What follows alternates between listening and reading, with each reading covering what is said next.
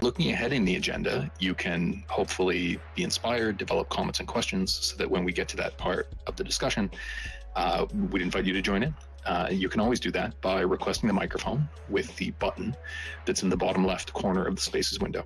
And if you're enjoying the conversation as we go along, we'd like to get as many people involved as possible. So please consider retweeting the space. You can do that using the button in the bottom right-hand corner of the Spaces window. So tonight we don't have a specific guest. Interesting for those who might drop in regularly, we do have several people we're speaking to. I think some exciting guests coming up. I got particularly busy the last few days and didn't have time to set that up. So we're going to have a sort of a pure update space, which also means we'll have a little bit more opportunity for your contribution from the audience. So again, if you're inspired, please do come up and join in. I'm going to start with the background, like media resources and some good examples of OSINT from the last couple of days. We'll run through that. It often takes 15 or 20 minutes. There is a little bit more today because there were some particularly interesting updates with regard to commercial satellite imagery that may take a few extra minutes. But once we get through that background material, probably 20 to 30 minutes into the space, then we'll go into updates on primarily the war in Ukraine.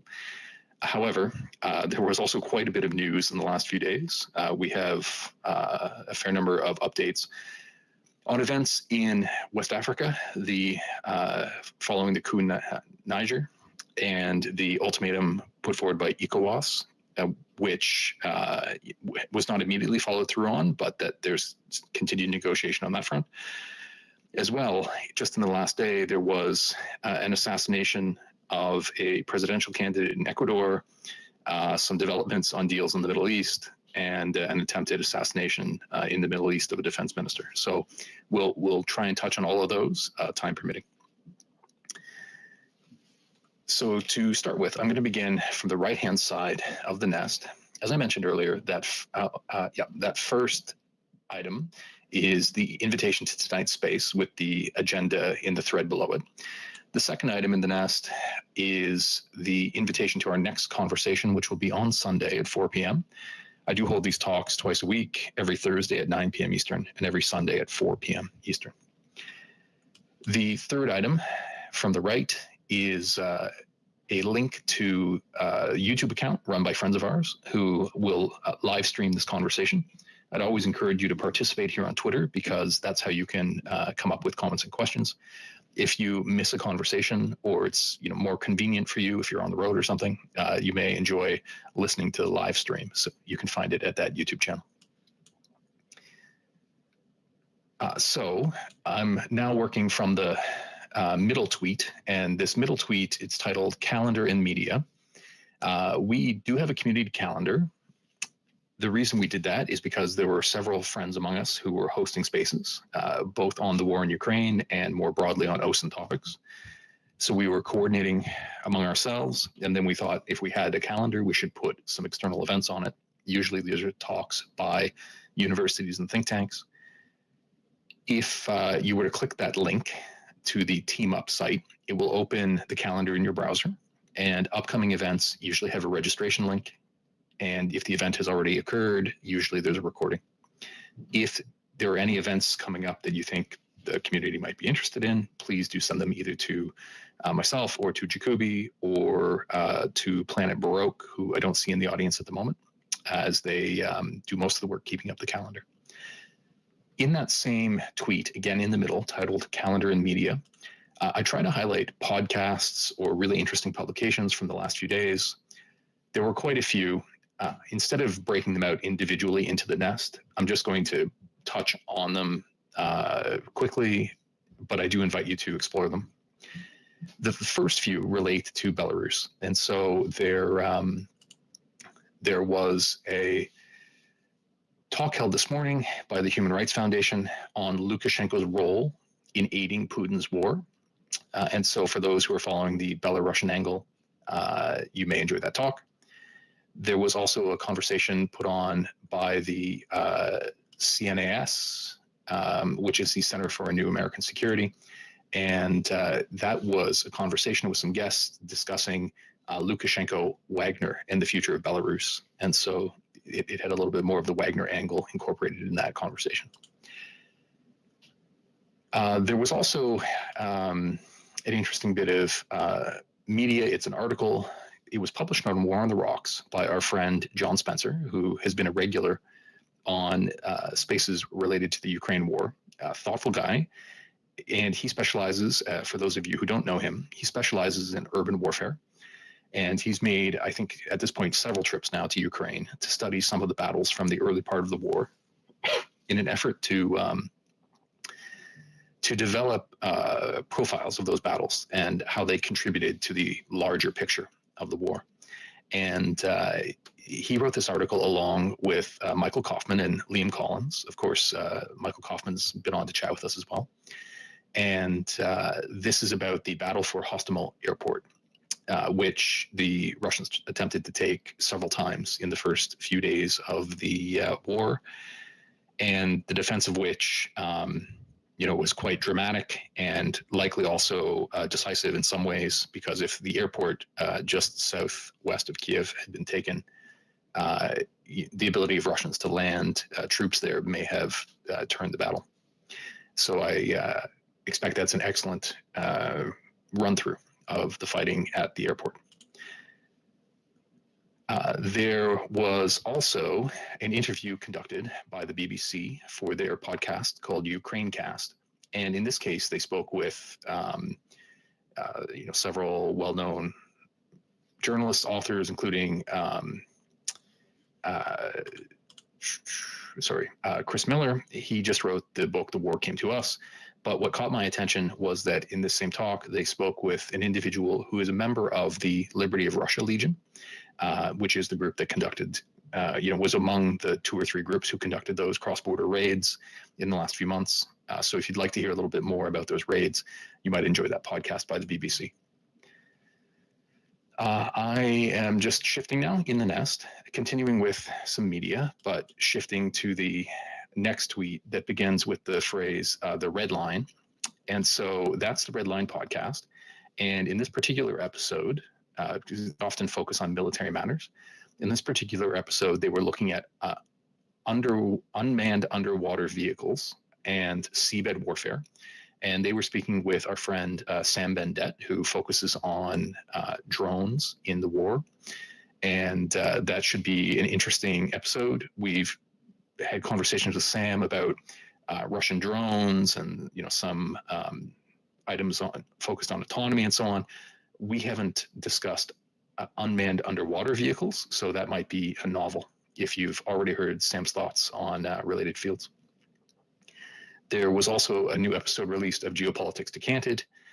It's a little bit further afield from our usual subject matter, but it was a conversation about whether the dominance of the US dollar will continue, which I think I included here as relevant enough because there are lots of folks who claim that the US dollar will be supplanted by whether it be a Chinese currency or some sort of BRICS, collective currency. So hearing the thoughts of, an accomplished economist who, bottom line, doesn't think that dollar dominance is going to go away anytime soon, it can lend you some insights. There was also a podcast put out by the Times of the UK called Ukraine, the Latest. And in that episode, I believe he's the president of Critical Threats, which does some great OSINT work here on Twitter, was on to discuss the Ukrainian counteroffensive and why it can still succeed. And I think they're going to touch on several points that we may discuss tonight. But if you want that positive interpretation, check out that podcast from the Times. Let me see here. We have maybe 3 more. There is a podcast from the New Lines Mag on the implications of cluster munitions, which is a debate we've heard several times. This one is actually approached as a debate. And so it may take a little bit different style. So you'll hear arguments from both sides. There is a podcast put out by Chatham House that goes into China's views on Ukraine, which may be interesting. We'll discuss, hopefully we'll get time to get into some of the diplomatic updates from the last few days, which will include some of the news coming out of the peace talks at the conference hosted by Saudi Arabia. And at that conference, China seemed to be striking a bit of a different tone, being a little bit more standoffish with regard to Russia. And I believe it was the Ukrainian Foreign Minister Kuleba who came out and said he thought it was significant progress. So if you'd like some analyst thoughts on China's views on Ukraine, you can find them in the Chatham House podcast there. There was an episode put out by the Council on Foreign Relations on global food insecurity, which touches on a lot of the topics that our friend Exit likes to cover in connection with the Black Sea Grain Initiative. And then finally, there was an episode of a podcast put out by the Center for Naval Analysis, speaking with some experts on attempted alliance building by Russia in order to undertake sanctions evasion with partners in the global south. And again, when we get to the economic section, sanctions evasion continues to be a significant problem. So this is a timely podcast. I know that was a lot. Thanks for sticking with me. Some weeks there are only a handful. This week there were almost a dozen. Moving on to a couple of resources. If you have a look in the nest, it's the third from the left, titled Resources. I will break some of these out individually for you.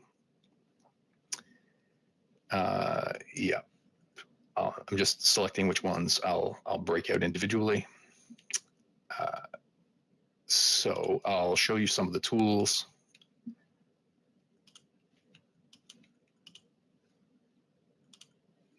The first of which is an early warning dashboard that's put together by the Armed Conflict Location and Events Data Project, which we've highlighted a few times.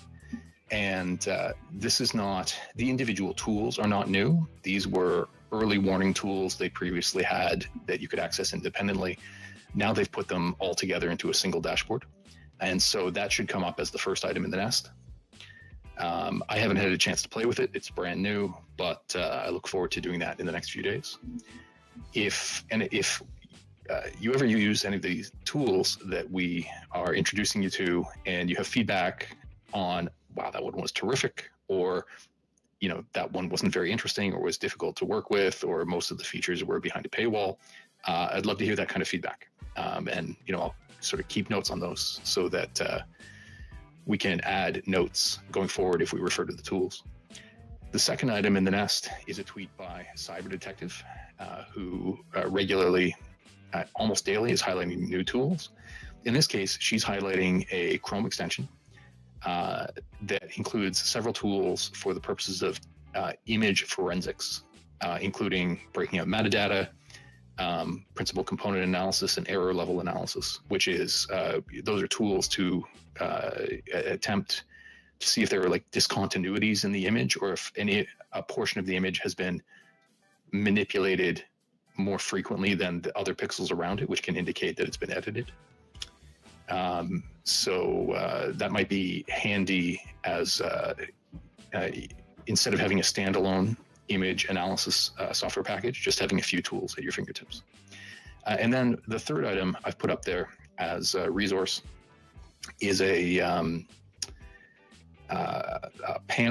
control panel. So this is on the website start.me. We've discussed this in the past, where people can put together groups of tools that they find interesting. And some people put quite a lot of work into organizing tools and finding the very best. So sometimes when you discover one, it saves you a lot of work having to go out and find all the tools and understand their reputation for yourself. So this is a dashboard put together on cyber threat intelligence. We touch on cyber matters sometimes, but it's a huge area of OSINT that we don't delve as deeply into as maybe is merited. but there are a bunch of interesting tools available for you here. I'll put two other items up from interesting sort of background news on tools in the last few days. Occasionally we'll talk about implications of policies here on Twitter for the practice of OSINT. So this item I've just put up should be the first on the left side of the nest now. It's a tweet from our friend All Source News, who drops in from time to time to chat with us. And he put this up because he was getting pretty tired of his posts here on Twitter being censored in one way or another. Just today, after the assassination of the presidential candidate in Ecuador, he put up some videos of cartel groups claiming responsibility for the assassination. And the videos themselves, I watched them. They didn't contain violence. It was, a political statement. But interestingly, he posted it once. It was removed, but he didn't get a notice saying it was prohibited. The video disappeared. He put it up a second time, not understanding if it was a glitch, and it was taken down again. And so I think he's just getting the point that there's some material that, whether it's by complaint or automatic filtering, he won't be able to report on here on Twitter. And so I thought I would help him out a little bit by highlighting that he has both a YouTube channel and an Instagram channel that you can check out if you want to follow his work, including material that might not be put up here. And also to highlight the concern that Twitter rules are definitely interfering with the OSINT work of some of our friends. What should now be the second item in the nest, just because it's a widely used tool.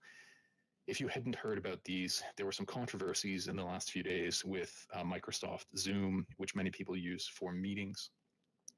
And the controversy that was most widespread was they briefly changed their terms of service to specify that all data that would be included on Zoom, whether it be video, data, voice, could be used by Zoom for training large language models or AI models. And that alarmed a lot of people, particularly those who rely on holding meetings for matters that are fairly secure. And, they had been relying on Microsoft as a more secure alternative on that front. And so I know that several of the organizations, like Bellingcat, came out and said they would cease using Zoom. They would conduct their meetings with other tools. And I saw some cyber intelligence folks also suggest that a lot of practitioners or cyber shops would probably move away from Zoom as a result. I had heard that since that initial announcement, they may have gone back on their word, or they've changed the language to take out that new rule. But I suspect that for many people, the damage has been done, bridges have been burned. But I've also seen the argument that, look, this is the way that data use is going, and this is how these companies will make their money. And so some competitors to Zoom have had similar terms for some time. And so some were arguing this shouldn't be shocking. But at the same time, those who had selected Zoom specifically to avoid those terms were disappointed. The other item, controversy for Zoom, I've put up in the nest, is an article from the Wall Street Journal that's highlighting that in China, the Ministry for State Security visits them and discusses material that Zoom has to turn over within China, of course. But again, cooperation with Microsoft, I suppose because it's a cost of doing business in China, is alarming to many. So if you'd like some insight both into China's practices and also a little bit about how Zoom has to comply with them, check out the article. Or excuse me, it's not the Wall Street Journal. It's put up by a journalist from the Wall Street Journal, but it's actually published in The Wire, China. Okay, I have one more topic as background material, and this is a collection of points related to commercial satellite imagery. which is something that friends of ours, sort of our group, has increasingly gotten interested in. And it's, so if you'll just bear with me as I put these materials up, I'll be a little bit distracted. But there have been several improvements and new products released just in the last few days. And I wanted to highlight those to you so that if you are purchasing satellite imagery, you can get the best material. And so the first item that will populate in the nest in just a moment is actually a blog post that was written by the account Mouth of Morrison, who is one of the founders of Umbra, which is sort of the new upstart satellite imagery company. And this is a blog entry that he wrote 3 years ago. And he titled it, "The Commercial Satellite Imagery Business Model is Broken." And it's an interesting insight. One thing I appreciated was I didn't understand the distribution of companies in the industry and how even in 3 years, several of them have changed, been purchased and renamed, and how really the only customer at the time really was the government, and most of that for defense purposes. But how new models, Mouth of Morrison felt that new models could be developed to develop a new customer base, particularly if they could bring the price down, and that would require changing a lot of the ways that these imagery companies did business to bring their costs down. And now we see that there's Umbra, there's Sky-Fi, there are some resellers of satellite imagery from archives that are making it much more accessible to the average consumer. And I thought that blog post was interesting just as a bit of history if you're interested in being a practitioner. The second item on the satellite imagery front is a contest that's being run. And this is being run by Sky-Fi. And just the other day, we spoke about a similar contest that was being run by Umbra. And the idea is, in this thread, if there's something that you would like to be imaged, then put it in the replies, and based on the suggestion that gets the most likes, Sky-Fi will task its satellite to take a photo of that item. And about a week ago, the contest run by Umbra was won by Stefan Watkins, who's a flight tracker and a friend of ours, which was pretty cool. And I think this contest from Sky-Fi is still open, if I'm not mistaken. So get your suggestions in. And even if you don't have a suggestion of your own, have a look and vote for what you'd like to see imagery of. The third item in the nest on this subject of commercial satellite imagery is an interesting development. Apparently, U.S. intelligence agencies have now started to build relationships with the new commercial satellite providers for the purposes of improving their security, and particularly their cybersecurity. And so the U.S. Defense Department and intelligence agencies are now viewing these smaller, sort of leaner satellite providers as a relevant asset and a group that really needs protection. And I think that's a positive step. And if you'd like some details about that sort of budding relationship, the article from Space News is included as a link there. The fourth item back, probably the biggest update in this set, is a tweet from the National, the National Oceanographic? Oh, excuse me, no. It's the NOAA Office of Space Commerce that regulates these satellite imagery providers. And there were several conditions that were put up on U.S. remote sensing licenses that had been in place for several years since these lower cost providers had put their initial satellites up. And the decision was made that these conditions would be allowed to lapse. And what that means is that the satellite imagery providers can now provide photos down to 16 centimeters resolution. And I'll admit that off the top of my head, I don't know what the prior lowest resolution is, but I think it was something like 30 centimeters. So this would essentially be about a doubling of the accuracy of the imagery. But I see that I think John had his hand up, if I'm not mistaken. John, did you want to come in on that point? Just to be clear, that's optical band imagery, correct?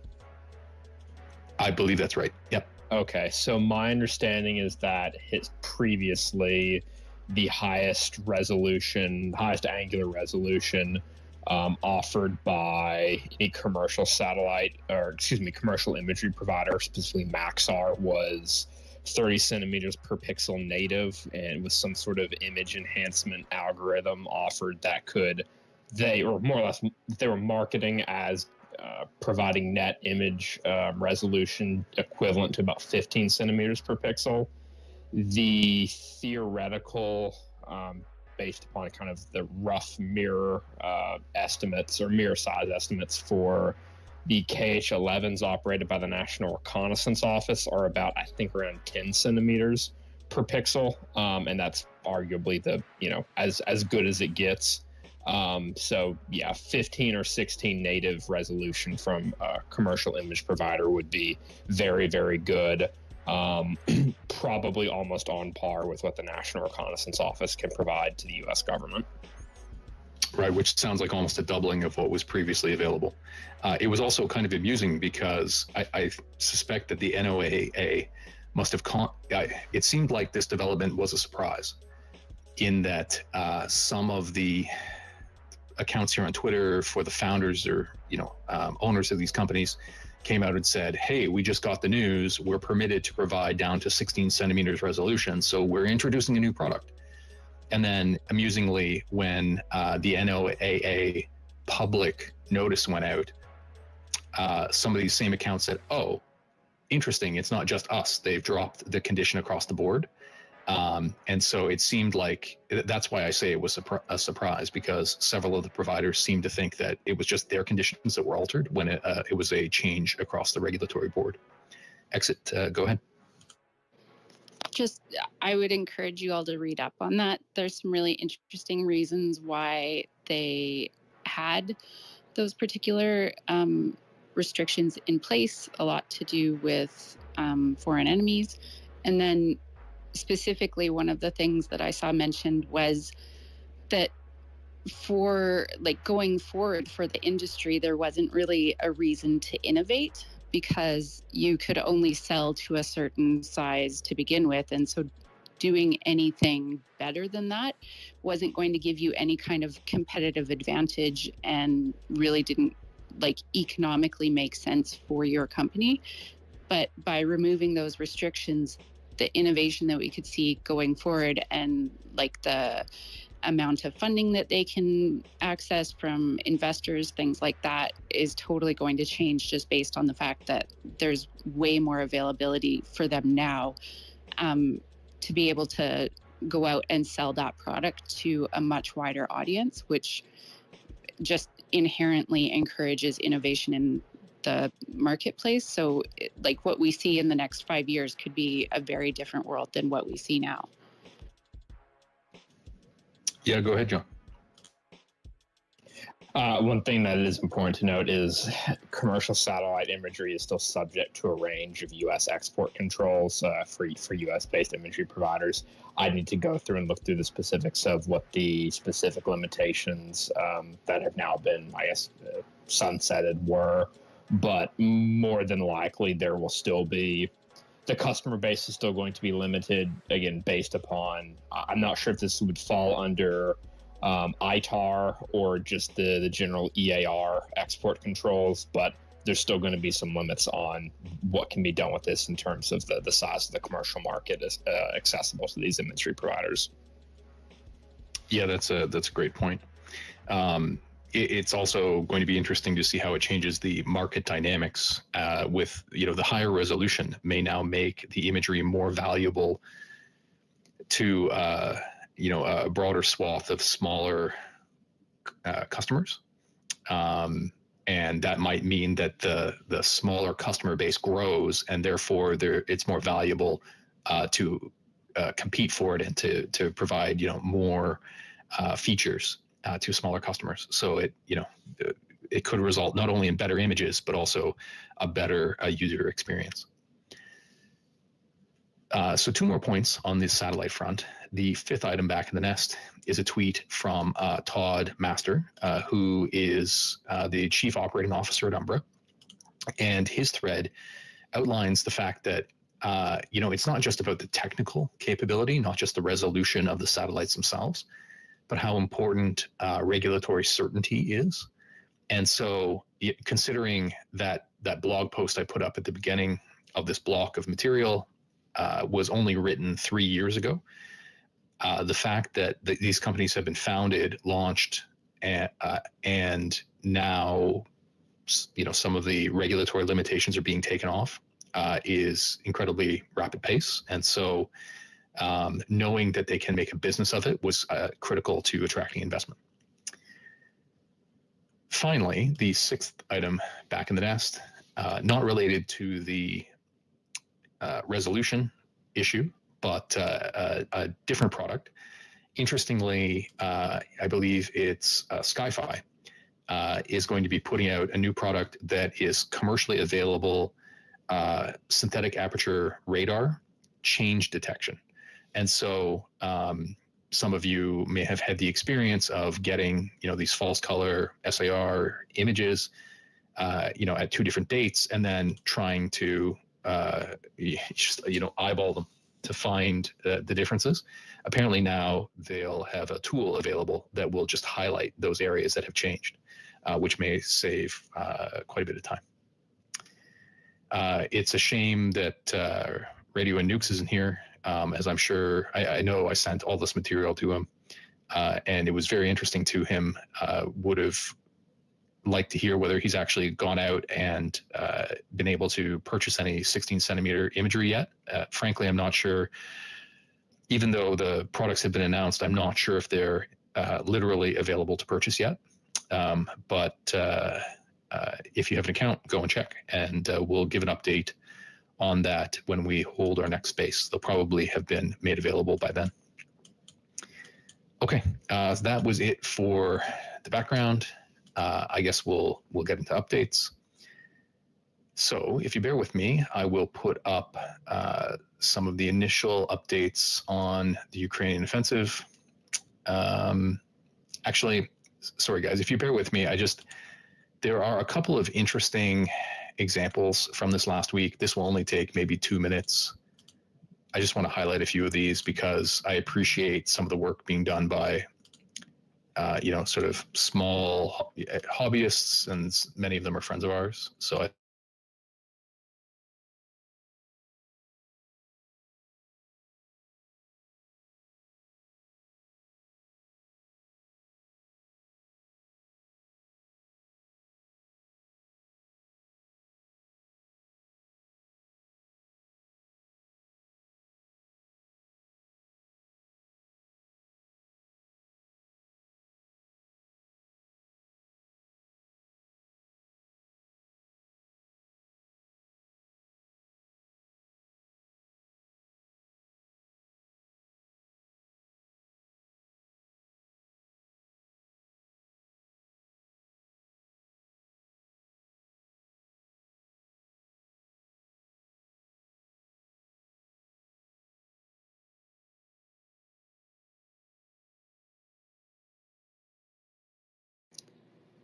It looks like we maybe have a massive crash affecting a whole bunch of people. So give us a quick second and we'll try and get everybody back.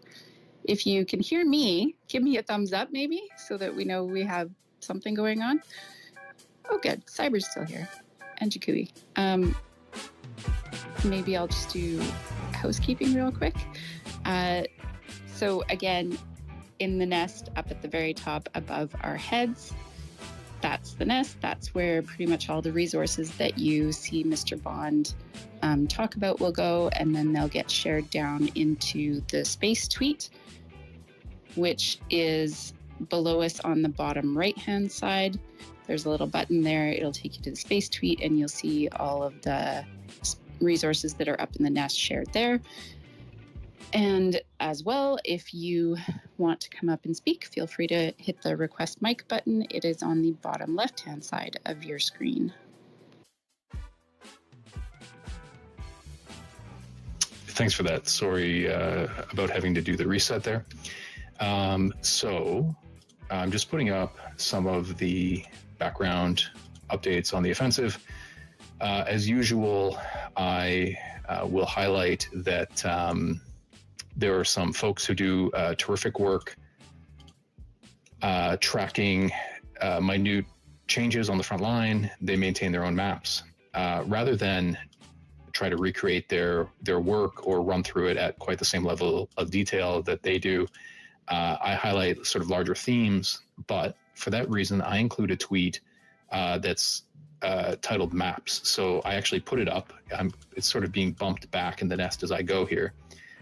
But included in those maps are maps from the Institute for the Study of War, War Mapper, Project Owl, DEFMON, Andrew Perpetua, I think Poulet Volant, and GeoConfirmed.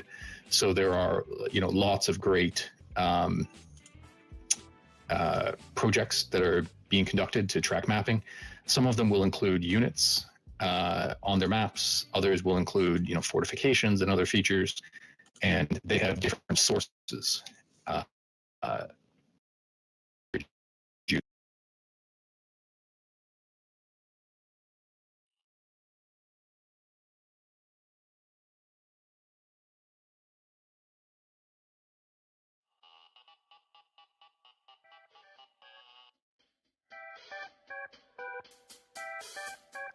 Sorry, everybody.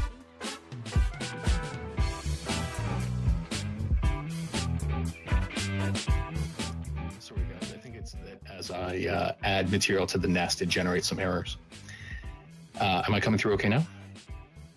You sure are. Perfect. So the material is now all up. Yeah. So again, if you scroll back, I think 6 or 7, you'll see the tweet titled Maps that has all the different maps. And as a reminder, in particular, if you want a close examination, our friend Andrew Perpetua, he does a YouTube walkthrough of his map where he shares his screen and looks at all the changes. He holds those conversations on Tuesday nights at 8 p.m. and on Friday afternoons at 3 p.m. So there's one coming up just tomorrow. And that way you don't just have to look at it yourself. If you're new to understanding how the maps are changing, check out Andrew's live stream. So as a run through of some of the major changes, the first item in the nest is a link to a Wall Street Journal article noting that in the last day, Ukraine has begun to recapture Robotny. And, first reports of this came in over the last few days. Particularly, they were making success sort of to the east of the city, and now they're seizing parts of the city itself, which is great news. It seems like it's slow but steady progress there. The second item in the nest talks about progress around Staromayorsk, and in particular, Staromayorsk, I believe, was taken under Ukrainian control about a week ago, and this is an update talking about ongoing fighting as Ukraine pushes toward the city that is just to the east, Eurozane. And so, again, Ukraine is making slow but steady progress on that axis, pushing south into Zaporizhia as well. Of course, the Robotyne axis is further to the west, and this Staromayorsk axis is a little further to the east along the Zaporizhia line. Sorry, I duplicated an item, so I'm just taking that down. what should be the third item in the nest now is a tweet by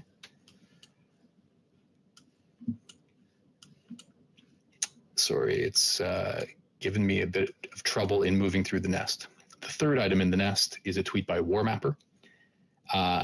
And he's talking about a raid that was announced just yesterday where the Ukrainians crossed the Dnieper River around the town of Kozachi-Laher. And there were lots of reports of that raid, partly because it was coming at a different point along the river, further to the north than the bridgehead, which is down by the Antonovsky Bridge, approaching Oleshki.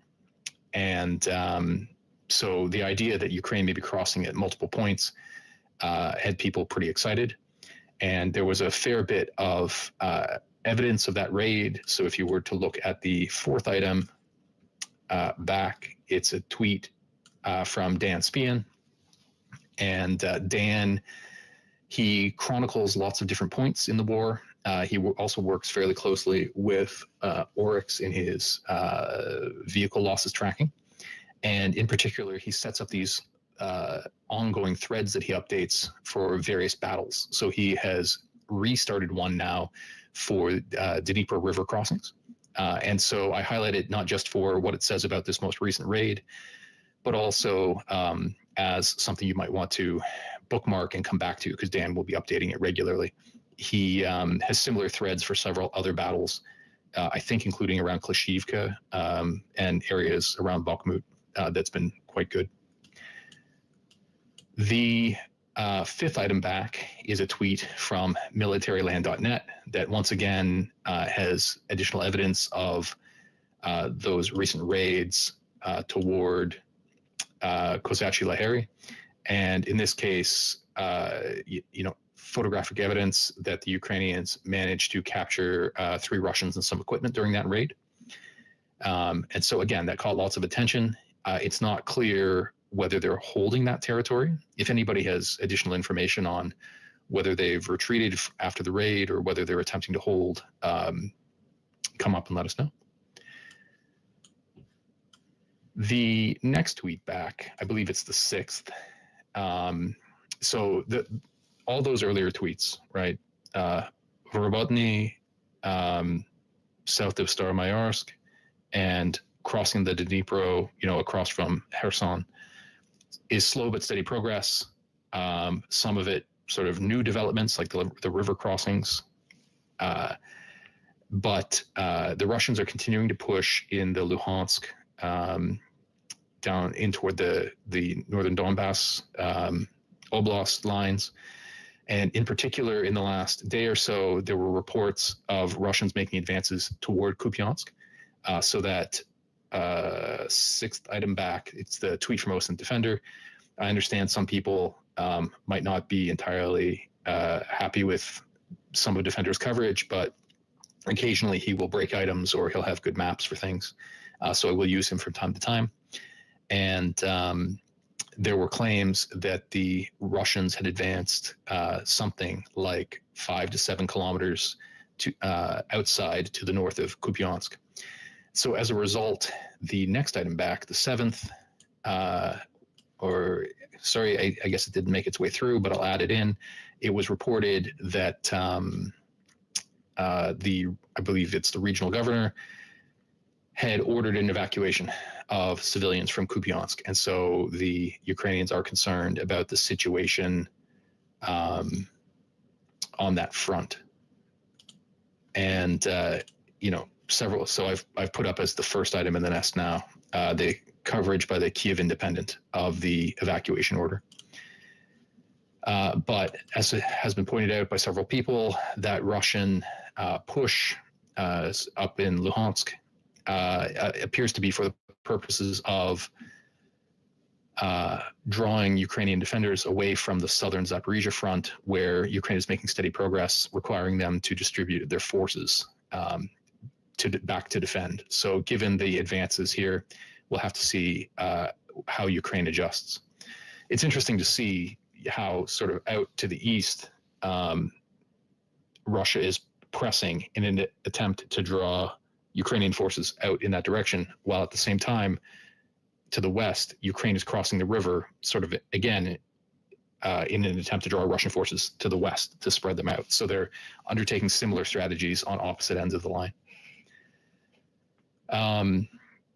If anybody has any comments, is there anything I've missed in the last few hours as I was preparing for the space? Have you heard anything, John or Jacoby, about what's been going on?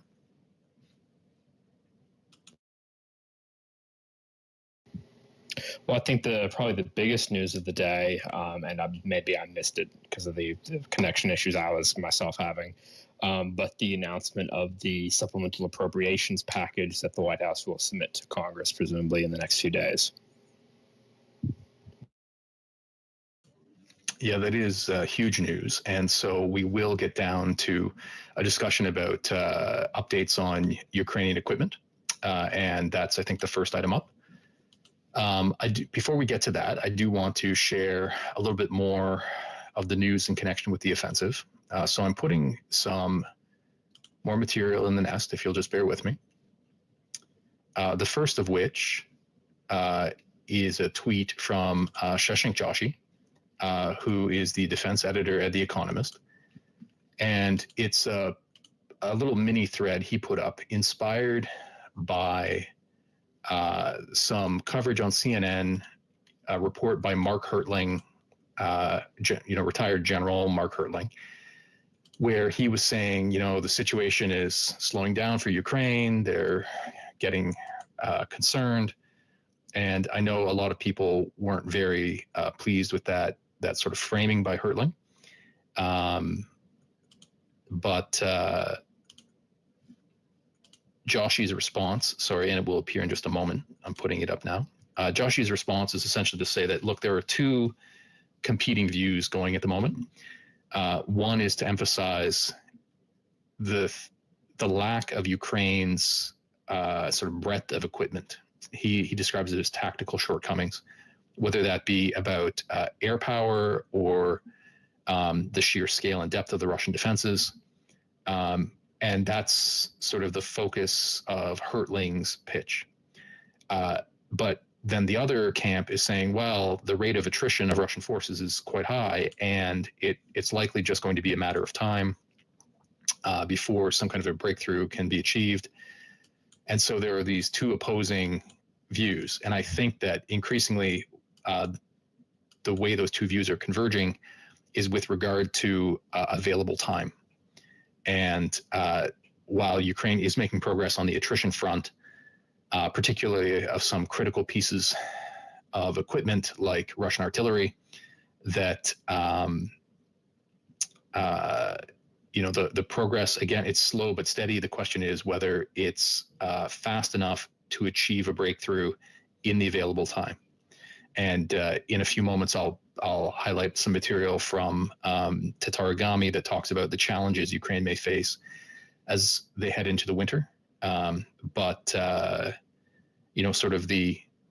They're making great progress. They could create a breakthrough at any moment versus they don't appear to have what's necessary to create a breakthrough. Those are the two sides of the argument at the moment.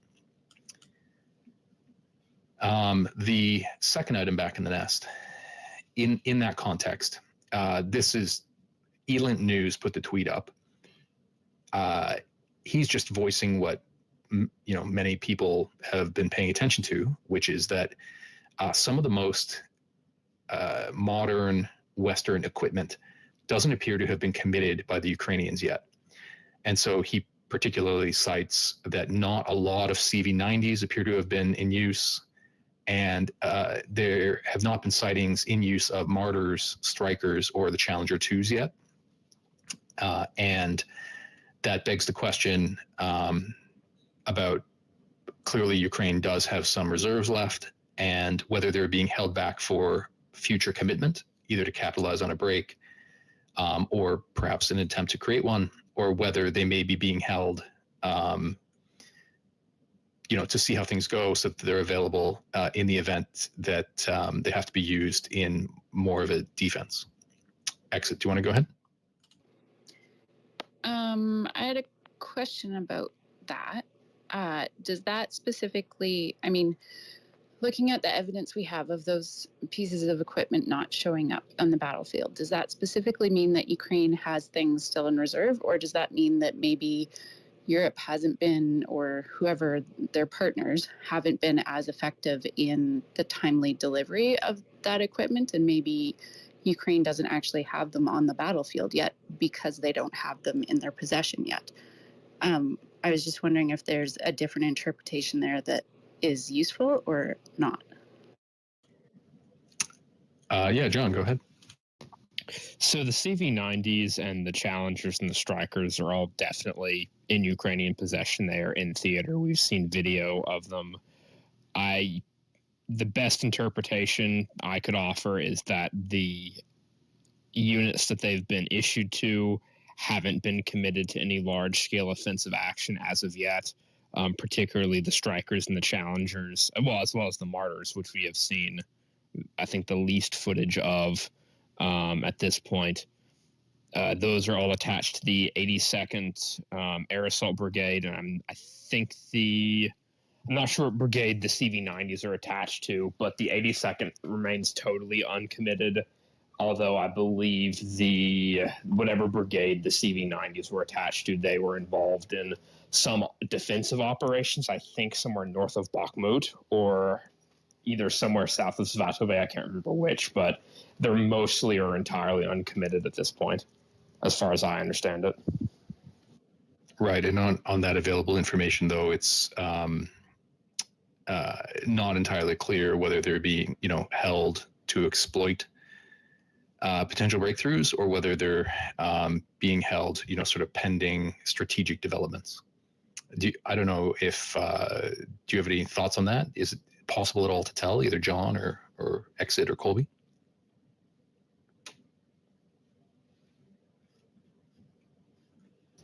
My guess would have to be that they're being, at least the 82nd in particular, given that it is probably, out of all of the brigades that we know have been committed to the offensive, the 82nd is arguably not only the most well-equipped, but by far the most veteran. Most of those brigades were almost all of them are newly formed, with the exception of a couple. The 82nd is, I think, one of the very few that is really a truly veteran formation. So we'll keep our eyes out for that. I do know that, several CV90s have been seen in battle. I think a couple have been damaged, and there was one conspicuously that was captured by the Russians. So moving along, the third item back is a new article from War on the Rocks that talks about challenges that Ukrainian soldiers have had in getting training on some foreign weapon systems. And this one, I think, went around and caught people's attention because of the claim that Ukrainian soldiers were going out and learning how to use some weapon systems with YouTube videos. Now, when it comes to training, we've had some discussions in the past about complaints, everything from those who trained with, Western allies in Europe, talked about some of the training not being sort of matched to the realities of the front line. There have been several small-scale complaints about training over the last few months. It's just difficult to understand how anecdotal those are versus how representative they are of larger issues. But when I see an organization like War on the Rocks, which is generally very supportive of Ukraine, highlighting these concerns, I think it's worth bringing them up to discuss. So have a look at that article if you'd like to see a little bit more about the concerns that were raised. The fourth item back in the nest, I'm trying to raise things that may have a strategic effect. And so that fourth item, it's an article from Ukrainska Pravda, and you can auto-translate it from the Ukrainian. But it apparently sources of that newspaper, and that newspaper, from my reading of it, has been fairly accurate, but again, it's rumor. Their sources are saying that Zelensky may be considering replacing Reznikov as the defense minister. And there was discussion of this as a possibility, I think, about 2 or 3 months back. At that time, there were other leadership changes that were being undertaken. Particularly at that point, Kamyshin was moved from the Ukrainian Railways into, I think, the Minister for Strategic Industries. And there was talk at that time that Reznikov may be replaced. And it was a bit of confusion for maybe a day or two, where the rumor was out and Reznikov was asked about it at a press conference. And he had said, well, I haven't heard anything. I would like to continue as defense minister, but, we'll essentially no comment. We'll see how it goes. And ultimately, he stayed in as minister. There were several upcoming, big conferences, NATO conferences anticipated at that time. In this Ukrainska Pravda article, they're suggesting that there are a couple of potential candidates to take over as defense minister. They refer to Budanov, whose name was floated a few months ago as well. And if I'm not mistaken, I think the other name was Kamyshin. Is that right? Again, who was moved from Ukrainian Railways to the Ukrainian Strategic Industries Ministry. But there's no indication as to timing on this. And as was rumored a few months ago, it's been repeated here that Reznikov may move to be justice minister or potentially an ambassador. I think they were talking about potentially ambassador to the United Kingdom. But Colby, do you want to go ahead? Thanks. I want to ask John, in your opinion, I would think that strategic industries is actually more important than defense. So I'm curious what your assessment of that is, because it seems like in a short period of time that Kamyshin's been at strategic industries, there's been an awful lot of movement, which is potentially much more impactful on Ukraine's war effort than whoever happens to be sitting in the Ministry of Defense. So it's complicated because those two roles are fundamentally related, because the main thing that the Ministry of Defense does is procurement. In Ukraine, the way that it's set up and organized is that the Ministry of Defense is responsible for administrative matters and procurement and various other, miscellaneous items, operational command and authority that's vested in the general staff, well, Zaluzhny and the general staff. So the two positions are very closely related in the sense that the Minister of Defense is supposed to be buying the things that the Ministry of Strategic Industries is responsible for overseeing the production of. So ideally, you want both halves of that yin-yang to be functioning correctly. As to which is more important, I can't say. I would imagine that my gut instinct is strategic industries, but at the same time, I know they've had issues in terms of not having sufficient funding to pursue various development and production programs, specifically because they don't have funding from the MOD.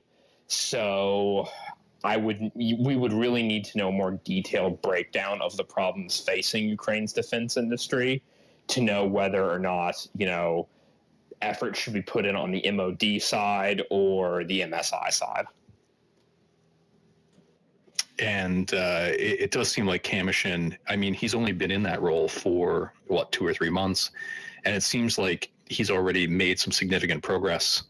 There was recently an interview with him published by the Wall Street Journal, where he talks about the challenge of upgrading the rate of particularly ammunition production. So I've added that interview as the first item back in the nest. And then interestingly, Kamyshin's also made some disclosures recently that I know caught people's attention, including saying he had discovered that certain weapons factories weren't running 24/7, which a year and a half into the war sounded shocking. And so if he's in there, making things happen, then that sounds like a good thing. I'm going to go to Jacoby as co-host and then to exit. Go ahead, Jacoby. So just a quick question about personnel or, senior personnel management and moving around. That, it's been a year and a half of prosecuting the war, and whether or not a minister is being moved around or not, particularly one who has filled his, it seems to me, filled his role quite productively, and without a lot of scandal or controversy. That this could be just a normal moving around of ministers, and that might be in the normal course of affairs, rather than something that would signal some kind of discontent, even though there had been prior discussions of this or rumors of it that didn't really come to anything. It strikes me that this could just be very simply moving ministers around as normal in any kind of administration, and that it isn't something that is particularly concerning, from what I've read, but maybe I'm not reading the right things.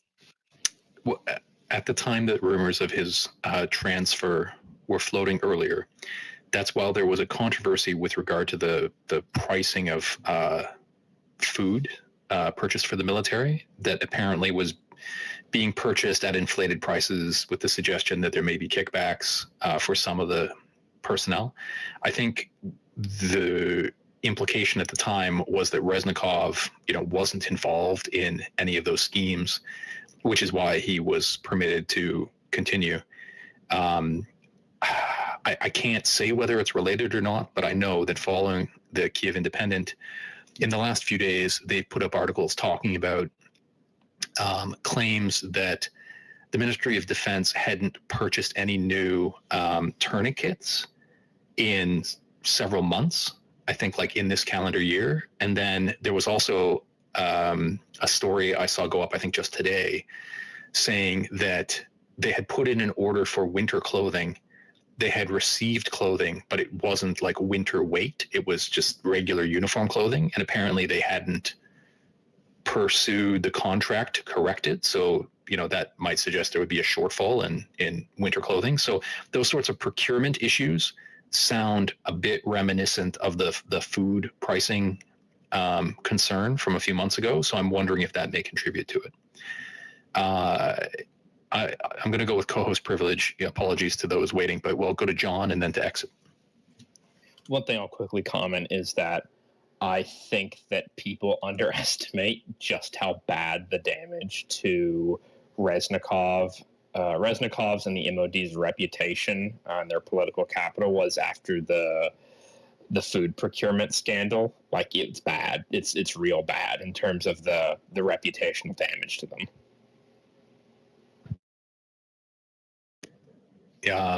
And I mean, perhaps maybe it's a testament to his personal reputation that he managed to continue for several months.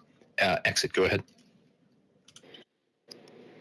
Just kind of following up on that, the reports this week that the Department of Defense doesn't seem to be getting things ordered properly, or at least not following up on orders that are coming, things like that.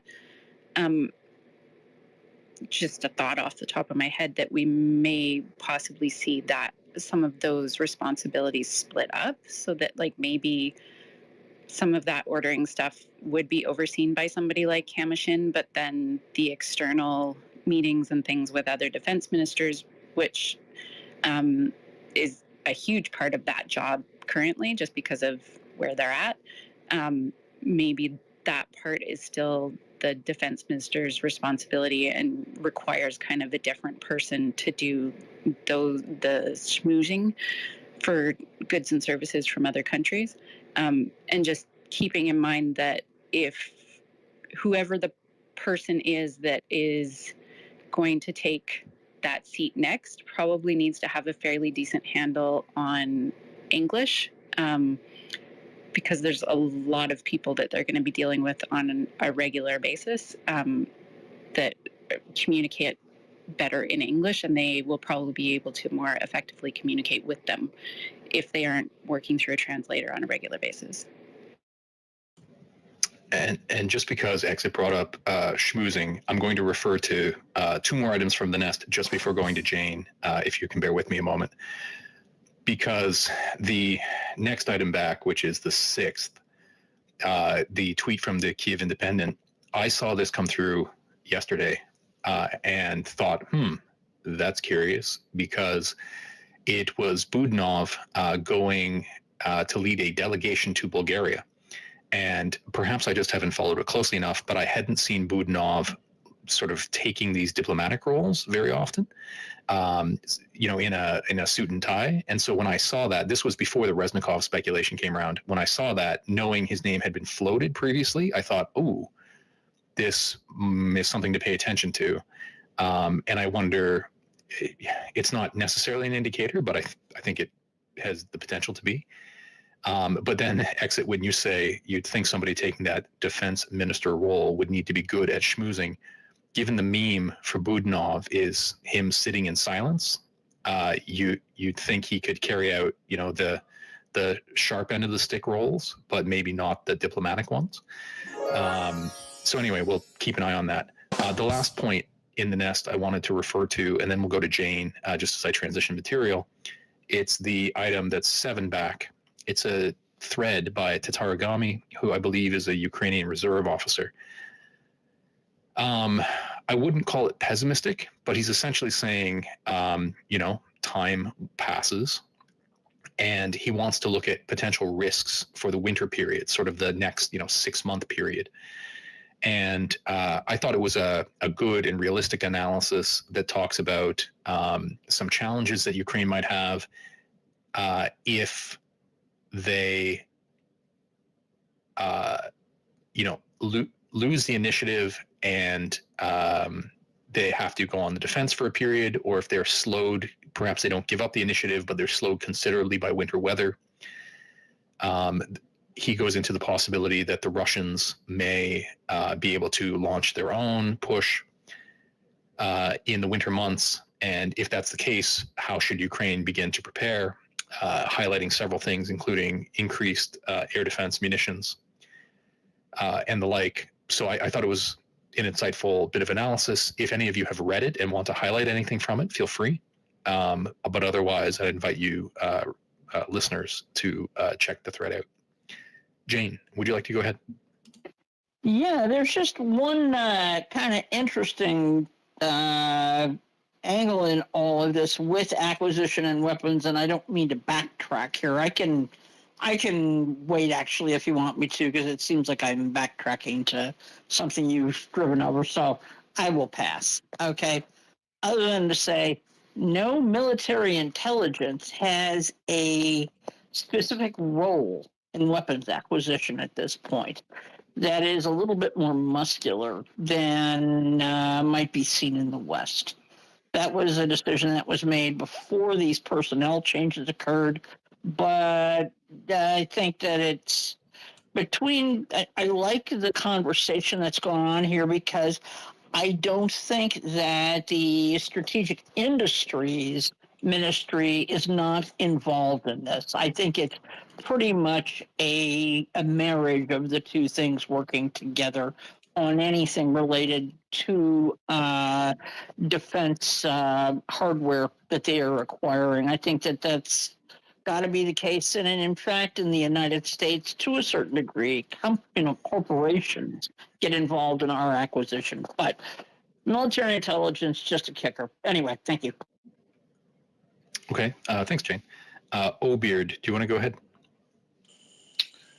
Yes, I just wanted to come back to your point about Budanov leading a coalition of some sort. That guy is literally the meme of "don't fucking smile." And I mean, I know I'm not adding a lot to the conversation, But I just wanted to say that Budanov and Zelensky and was that the general Zarishnikov? Usually. Zarishny, yes. I mean, you couldn't have asked for a better trio to be in the right spot at the right time. Or maybe, in their opinion, they're in the wrong spot at the wrong time. I don't know. You know, I've never been in a country that's been just absolutely fucking ransacked and bombed. So there's also that. Yeah, so I agree with you that they've been an impressive group. But saying that doesn't mean that they can't continue to be, even if there were changes, that a new mix of ministers wouldn't do a terrific job. And there may be something to be said for taking people, like cross-training, taking people who have the role, like Reznikov may do a terrific job if he were ambassador to the United Kingdom. And Kamishin, if he moved into the defense minister role, or Budanov in the defense minister role, may bring great new elements to it. There's probably no sense in looking too many interactions down the chain, but it would also be interesting to me if Budanov were to take over the role of defense minister, who then would take over the role of military intelligence. In that, I haven't heard discussion of potential candidates for that role. I mean, the guy is, he's very candid and very exceptional at what he does. So he's definitely got a future in there. I agree. John, go ahead. One thing that I think is important to keep in mind in these discussions is that, in addition to obviously the merit element of it, and who is the most competent, qualified person, that's available for this job, that should not be in other positions at this moment. In addition to obviously that aspect of it, there's also the political aspect of that Zelensky is going to have to make, and that's where things kind of get touchy. And I'm not going to go too far into this because I do not want to get into the domestic Ukrainian politics rabbit hole, because I'm not equipped to deal with that. But the needle that's going to have to be threaded here is finding somebody that is politically acceptable for based upon whatever criteria to Zelensky, Yermak, et cetera, the others in the presidential administration, that is ideally, hopefully, competent and qualified for the job. Given how things have been, just in terms of the quality and competency, that's already kind of a difficult issue. And I know Konstantin and some others have talked about this in terms of, for example, on the military side of things, finding appropriate senior officers to lead brigades and higher echelon formations, et cetera. The same is also true for politically appointed positions. There is, just given the current environment, there is a dearth of, shall we say, trustworthy, competent, quality people for some of these positions. And you take that already small pool, you put that political lens on top of it, and these things can get, very touchy and very tricky. Yeah, absolutely. Okay, moving on to the next little block of material. I do try to organize them by theme. So in this case, I was hoping to do follow-up on some of the ongoing deeper strikes, particularly against targets that threaten Russian logistics. So the first tweet in the nest is by way of follow-up. The order in which things happened with regard to some of these bridges from Crimea, were that the Chonar Bridge was struck initially, I want to say a month and a half ago, perhaps almost 2 months ago at this point, and was damaged but still operable. Then about 3 weeks ago, the nearby rail bridge was struck and damaged. And then less than a week ago, I think 5 or 6 days ago, there was concurrent strikes, once again on the Chonar road bridge and then on the road bridge at Henniches. And there was further damage done to Chonhar, but it was still usable. And then Hennichesk, I think like one span was destroyed, but they were still moving very light traffic across the other. So they're slowly wearing them down. In this first tweet in the nest from Brady Afric, he's put together a GIF showing that Russia has now deployed a pontoon bridge at Chonhar. I don't know if any of you remember. If you do, feel free to put your hand up and chime in. But when the initial strike on Chonhar occurred, I could swear that DEFMON put up satellite imagery showing a pontoon bridge deployed at that point. But maybe my memory is not serving me well. But I'm wondering if they did put a pontoon bridge up 2 to 3 months ago, why would they have taken it down only to put it up again now? I'm just not clear on how that sequence of events went. But anyway, if anybody knows how that actually happened, come up and let us know. But again, this gradual process of attacking the 2 road bridges and the rail bridge is slowly undermining their integrity. The second item in the nest from Malcontent News is about a little bit of strategy.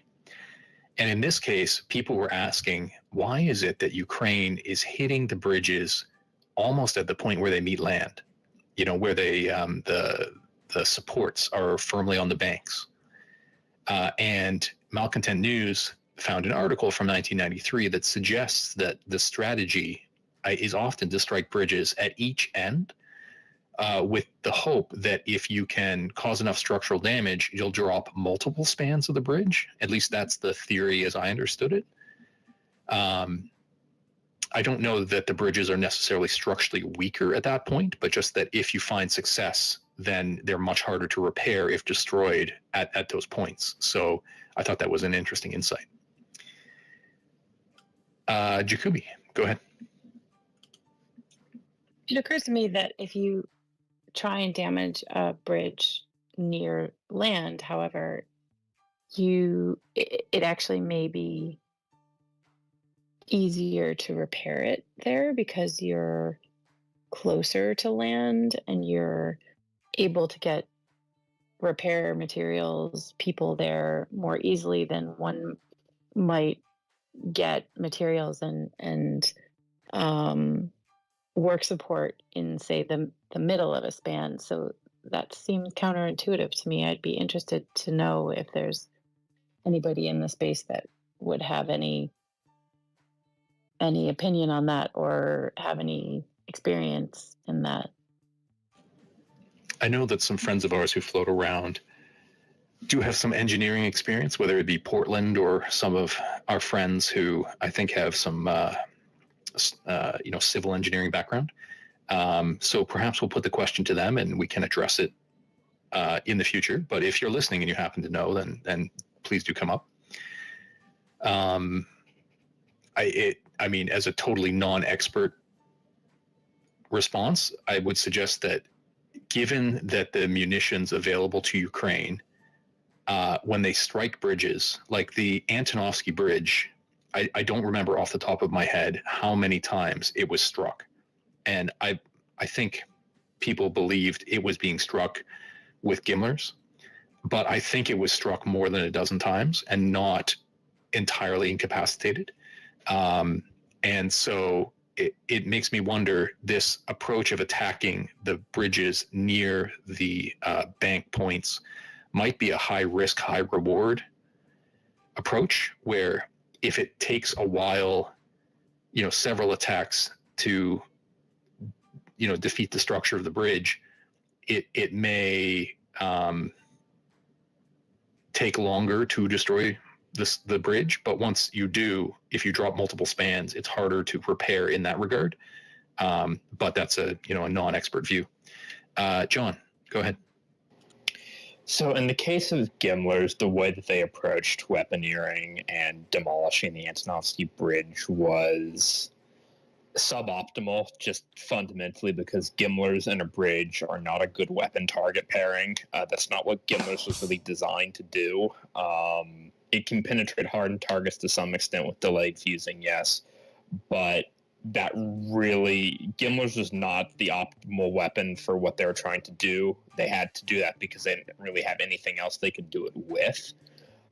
So what they were essentially resorting to is just trying to just continually punch holes through the road surface to hopefully render it, structurally unusable.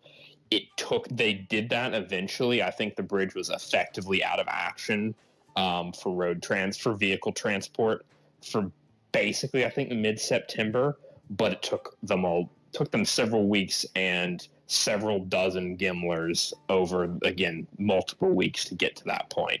It was a very long and slow, painful process to render the Antonovsky Bridge unusable, as well as the road bridge at what was previously the Novokhovka hydroelectric power plant.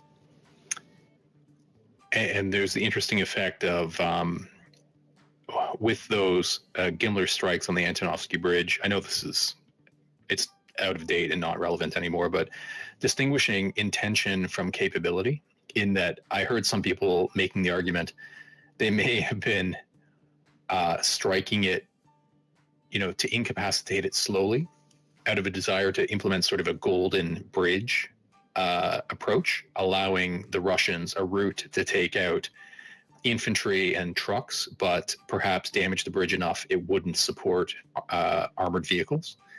Now, it didn't exactly work out that way, but whether that was actually their plan or whether it was just they couldn't bring the bridge down fast enough, given they only really had Gimlers available, is something we may only learn, after the war. Irish Ting Tong, go ahead. Hey guys, I'm working in civil construction, and I've done emergency repairs a couple of times. Like, the embutment of a bridge is the easiest to fix, and that's where they've hit. But my theory is, on their records, they'd have, the survey points that they'd have, the proper GPS coordinates would be them embutments at each side. So, like, it could be to do with the coordinates they have for the ends of the bridge. Like, it's, I don't know if that could be it, because, like, where they've hit them is an easy fix. They could just put in 1-ton bags around it, fill it with concrete, temporarily steel plate over, like there is, it's an easy fix when it's at the end, because you can, your crane can sit there, you can land on whatever you want, you can make precast sections on top of it and just mass pour concrete, for a temporary fix. Like, it is actually quite easy to fix temporarily, Like, a proper fix is a bit more, they have to redo the embutments and everything, but if they just want to get equipment across, like, in 2 weeks you could fix it. That's not even a big deal what they've done. But I reckon that's why it is. That's the only the location on record would be the start and the end of the bridge.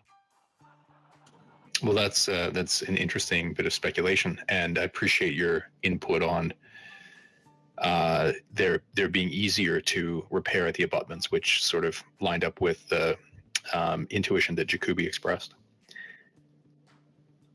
So we may not,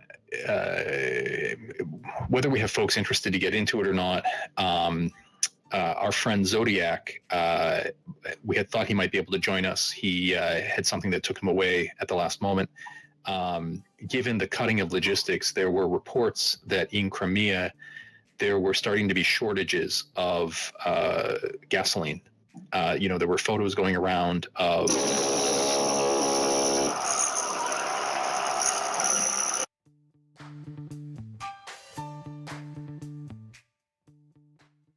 reports of gas stations saying that they were, out of gasoline, and the overall impact on logistics. I don't know if any of you want to share any thoughts on that.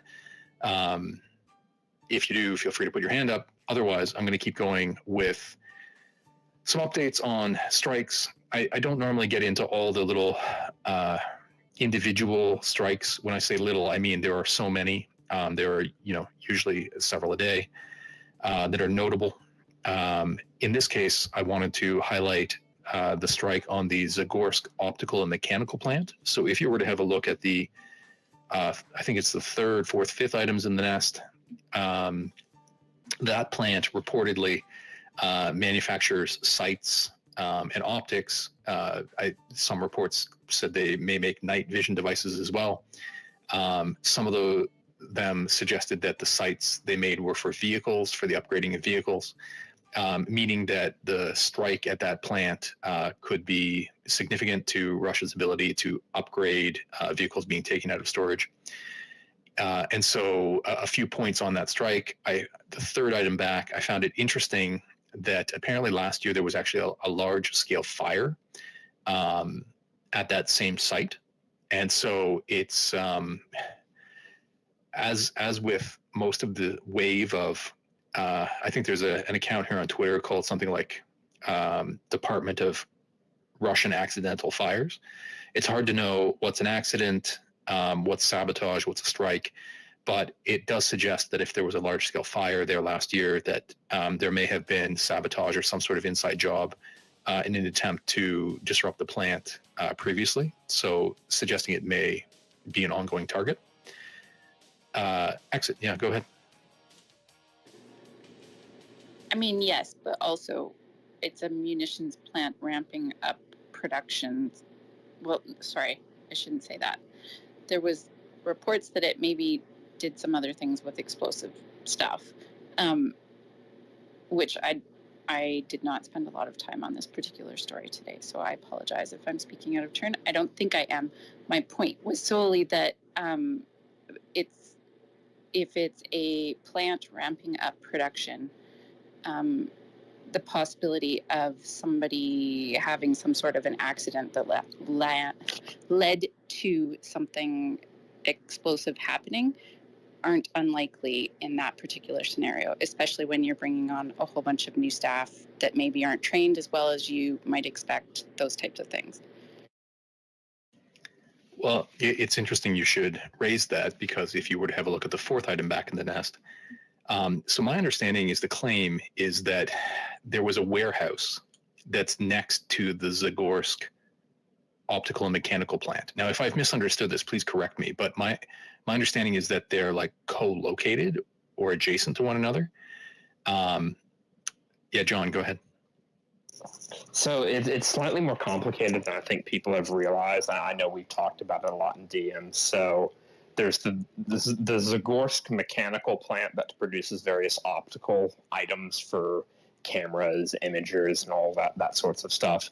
There is a warehouse owned by a pyrotechnics company next to it, and then next to the warehouse that owned by the pyrotechnics company, there is another warehouse. It's directly to the west of the warehouse, immediately to the west of the warehouse owned by the pyrotechnics company. And that third warehouse was what exploded. So it wasn't the known pyrotechnics warehouse that exploded. It was the warehouse next to it. So my guess is that the pyrotechnics company probably in some way converted to participating in shell production, maybe providing explosive filler, propellants, or maybe just doing shell casings, what have you. And they were probably using the warehouse that was adjacent to the one that is publicly known that they owned. And there was some sort of incident or something that happened there, and that exploded.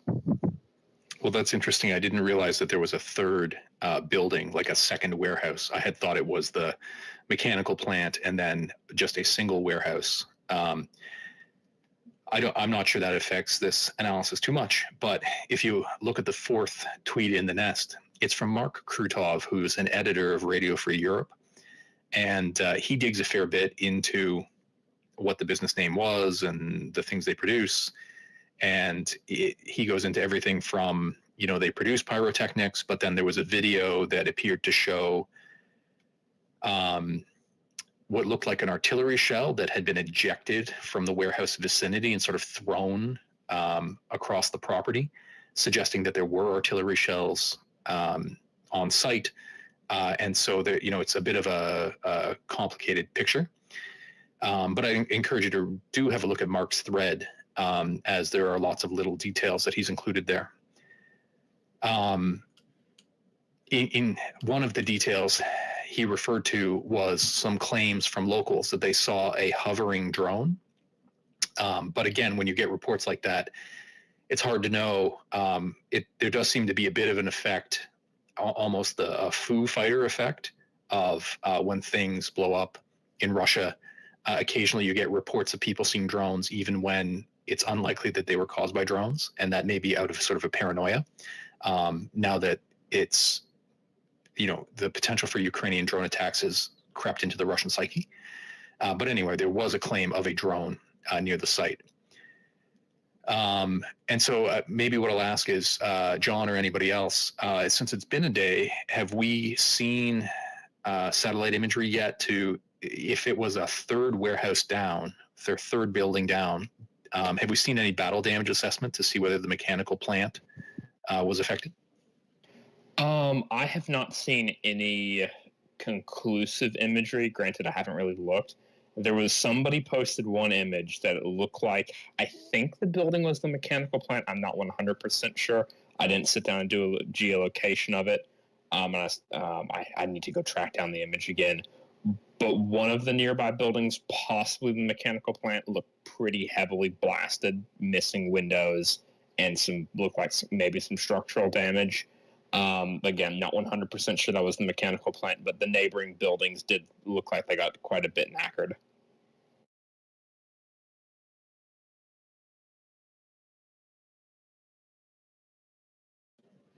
Thanks for that. I was just putting some material up in the nest. But exit, go ahead. I just was going to note that one of the friends of the Space Velvet Blade noted something in a DM that the Zagorsk optical mechanical plant, where the explosion occurred, was involved in the development of a new generation of Russian bomber craft. The Russian news outlet Agentstvo reports today. Don't laugh at me for that. Anyways, yeah, I'm not sure exactly, obviously without being 100% sure exactly which building with satellite data, I'm not sure how we add that to the story, but it's another piece of information. And I will grab the story that was from and put that up in the nest. Yeah, thanks for that. I saw that headline. I didn't have time to dig into it, so thanks to Velvet Blade for bringing that one up. Jane, go ahead. Sorry. Yeah, no, I saw that too, and I don't know why it didn't dawn on me that supposedly that collection of buildings, one of them was very involved in what is supposedly a next gen, the technology at least for a next gen bomber. Whether or not that's the case is entirely a different story. But that was something that kept popping up in info I saw, and I believe that Tyler, who is in the space, mentioned it yesterday in Aaron Boma's space as well. I think he did. But yeah, that's something that just dawned on me, so sorry I didn't mention it. But whether or not that's happening, big question mark. But interesting, and if it blew up, there's a reason why. Yeah, thanks, Jane. And I think Exit's on the case, putting up an article about it. As a last point in that block about that particular plant, the optical mechanical plant, and potentially arms warehouse nearby, I put up some new material. So it's been bumped way back. It's like the 9th item back, but it's a tweet by Maria Kramerenko. And some of these things are minor, like they're side distractions almost. But I still think it's interesting to investigate them, just to, play them out, see how feasible they would be. What she is suggesting is based on information uncovered by the OSINT group Inform Napalm, that apparently just a few weeks, just a few weeks prior to the explosion at the warehouse yesterday, a lawsuit was filed, and that the Ministry of Defense is suing the manufacturer for, I guess, a failure in its contractual obligations, outstanding debts. And so this tweet is suggesting, well, in an environment where you may be in financial difficulty because there's been a ramping up or expectation of output, and perhaps there's been some corruption in the past, and suddenly you may be in a lot of debt in an environment where Ukraine is striking items and it's not unusual for things to blow up or burn down. Perhaps some of these folks in financial difficulty might essentially be undertaking them as a play on insurance fraud. And, while I can't dismiss that entirely, my response there was, well, maybe, but you'd think in time of war, number one, normally if there were a drone strike, that there would be some evidence of it, whether the drone is caught on video or there would be radar tracks or remains of the drone, and that if you were essentially carrying out fraud as against the Ministry of Defense at a munitions facility in time of war, that would be an extremely high risk instance to carry out an insurance fraud. But anyway, the theory's out there. Regardless of whether that theory applies, it was interesting that Informed Napalm pulled up the fact that they're being sued. My suggestion was that if there had been past corruption or mismanagement, that would come to light under the pressures of wartime, and so perhaps legal pursuit of arms manufacturers is actually up as well, which is why lawsuits might be more likely. Anyway, on to the next little bit of material. This is sort of a collection of things going on around the front in connection with the offensive,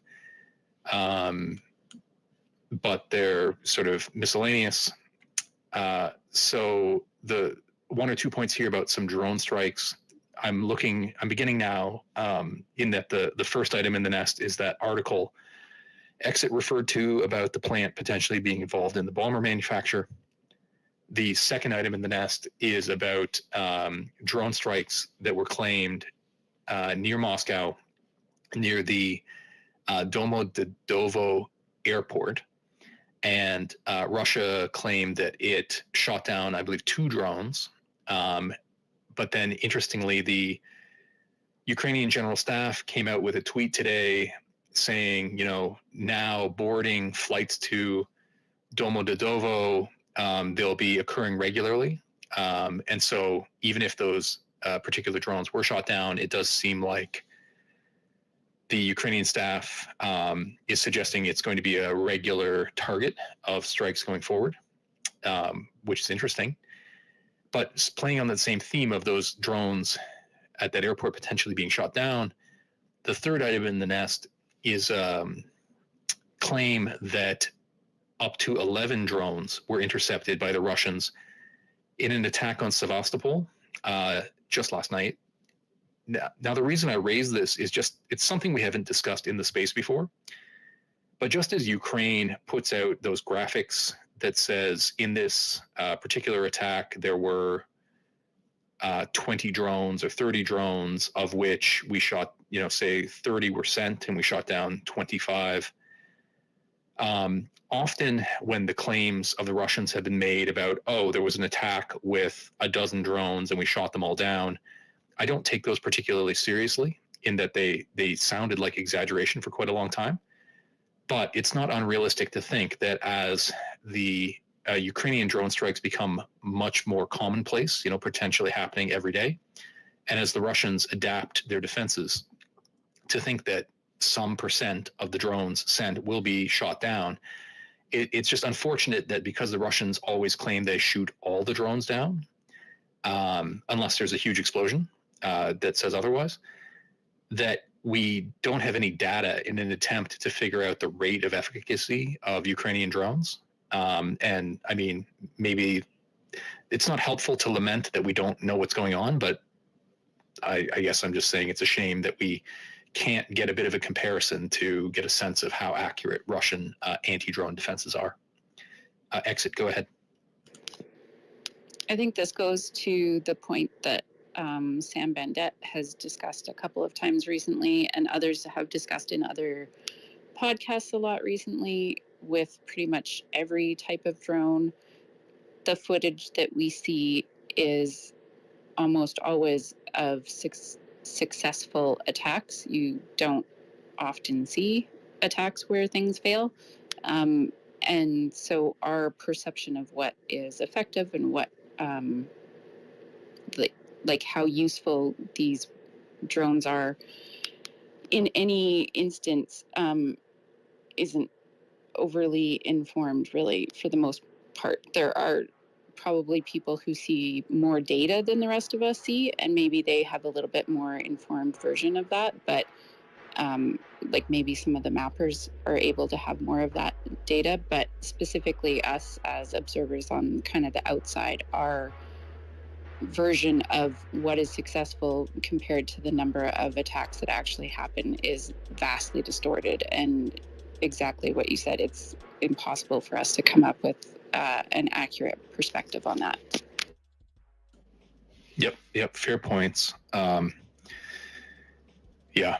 I mean, I guess the idea would be, even if we had the data, how significant, like how meaningful would it be to us? But it would still be interesting, even if only to track whether there is improvement, or if Russian accounts, even of the number of drones sent, let alone those shot down, but just the number of those sent, were believed to be accurate, then just to measure whether Ukraine's capacity to send drones was actually increasing. Yeah, Exit, go ahead again. Well, I mean, the value in understanding that would be in understanding how many drones need to be produced by Ukraine and its allies to continue to be effective, as well as how many drones Russia needs to produce to continue to be effective, and understanding who on the allies needs to maybe increase their production or even invest in production in those types of things, instead of just Ukraine actually investing in that. It's probable that part of the reason we see Ukraine's investing so much time and effort into creating a drone army is that they understand very well the ratio of successful trips with each drone versus how many drones they need to be able to enable those, like their loss ratio essentially. And so by having a better understanding of that, that's why they have prioritized drone creation on a massive scale. And the fact that their allies aren't doing that is arguably something that we should be asking why. And maybe part of the answer is that they don't have the data they need to understand that. But I mean, that's all I got. I mean, that almost begs the question on whether there would be value. You know, there's the OPSEC value of not discussing it, and then for the reasons you outline in terms of motivating partners and so on, maybe there's some value in Ukraine considering releasing some of those figures. But we'll just have to see how that goes. Oh, go ahead. I will be the cheerleader for pointing out continually that in almost everything Ukraine does, providing data to other people will enable their partners and the rest of the world to be more engaged in what they do, because data tells the story that they can hint at often, but without actual data, people just don't take it into consideration the way that they need to. It's the exact same reason I keep saying that they need to publish data on how many mines are deactivated on a daily basis, because people just cannot grasp the concept of how many munitions are laying on the ground in Ukraine without seeing the substantiated numbers. It's just impossible to understand how many that is without actual numbers to put behind it. And more data is always going to be more useful at telling the story. I also like data. I'll go to Jacoby as co-host, and then we'll go to IF Stolas. Yeah, I would kind of question that, though, from Ukraine's perspective, that we all know there's a good reason why they don't, they're not always forthcoming with a lot of data, and because, if the good guys are publicly looking at it, so are the people who aren't the good guys. And so to the extent that that information is being shared, I would imagine there's all sorts of data that is being shared with, behind the scenes with their allies.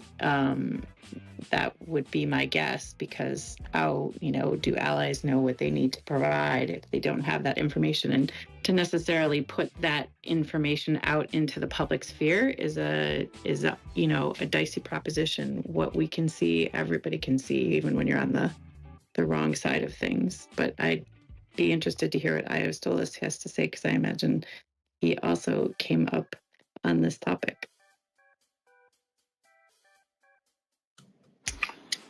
Yep. So I just wanted to note, one of the reasons they might not be releasing the total number of drones they're losing is, for example, it might give away some type of methodology, I guess. If you're, for example, using a drone swarm to distract from air defenses and then sending a larger actual explosive ordnance drone behind that, then if you, for example, send one attack and you lose 15 drones, how many of those were ordnance drones? How many of those were distraction drones?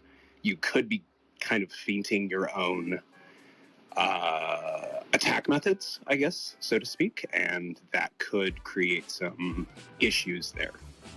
But that's just a note that I've come across, because even in some of the Russian literature and articles that I've read where they have talked about some of their attacks, they'll describe using, we sent, 3 Shaheeds. Well, it's not actually 3 Shaheeds they're sending. They're sending a cluster of drones up front, distracting air defense, and then they're sending further Shaheeds behind that. So I haven't been able to find any specific patterning to this or any units that are doing it, but that is one of the things of note. And I see Exit is popping her hand up. Yep, go ahead, Exit. Just to say that speaks to the fact that you can release data but be less specific about it and still tell a story that's useful to illustrating the point you're trying to enable here.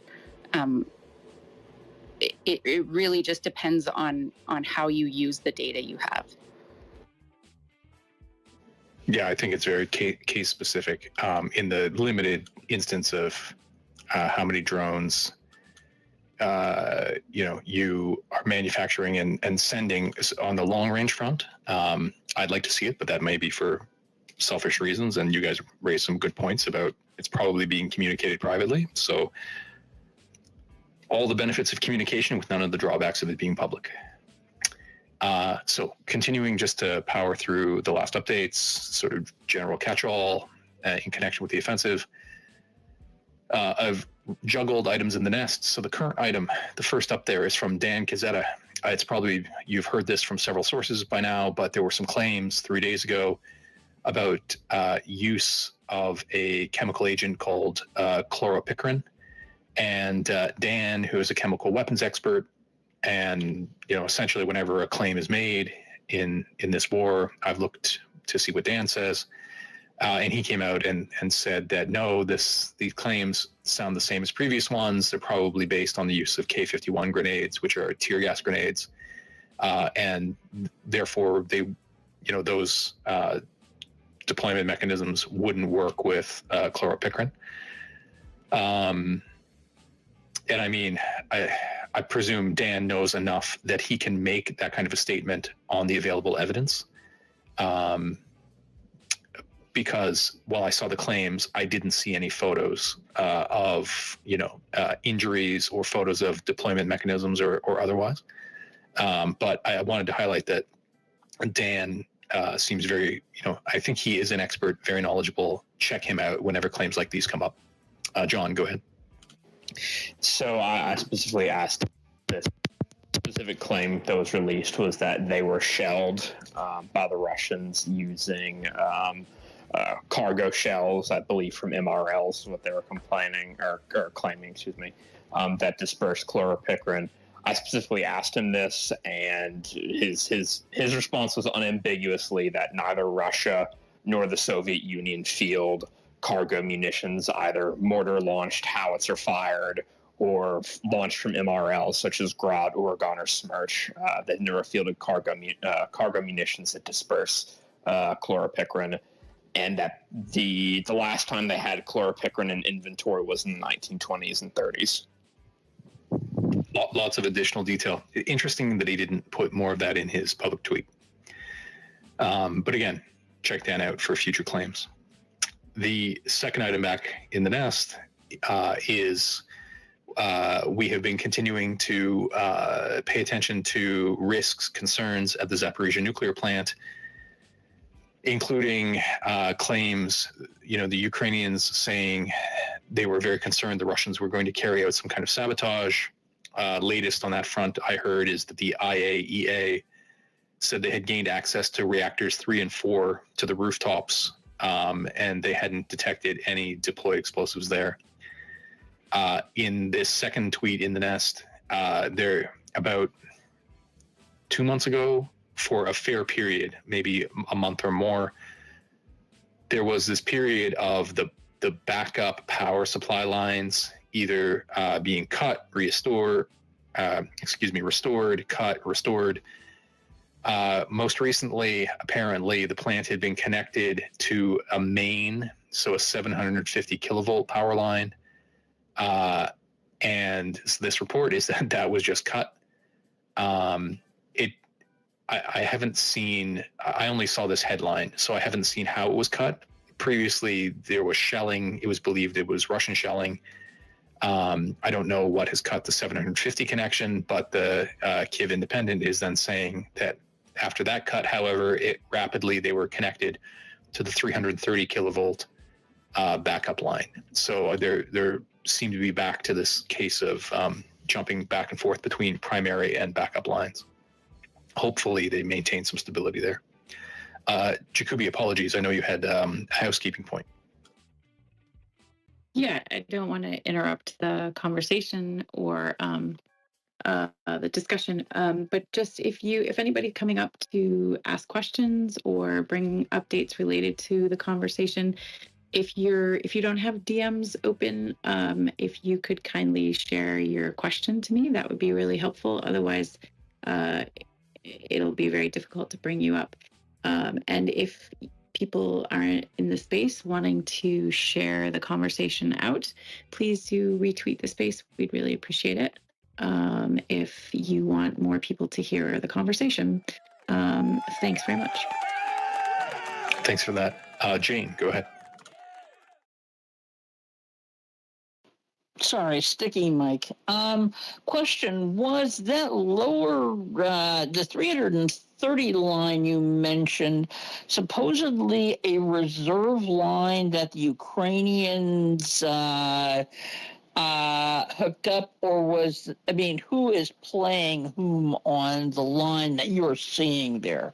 As I heard, the Ukrainians had a reserve line hooked up to try and stabilize things. That was earlier today. Hello?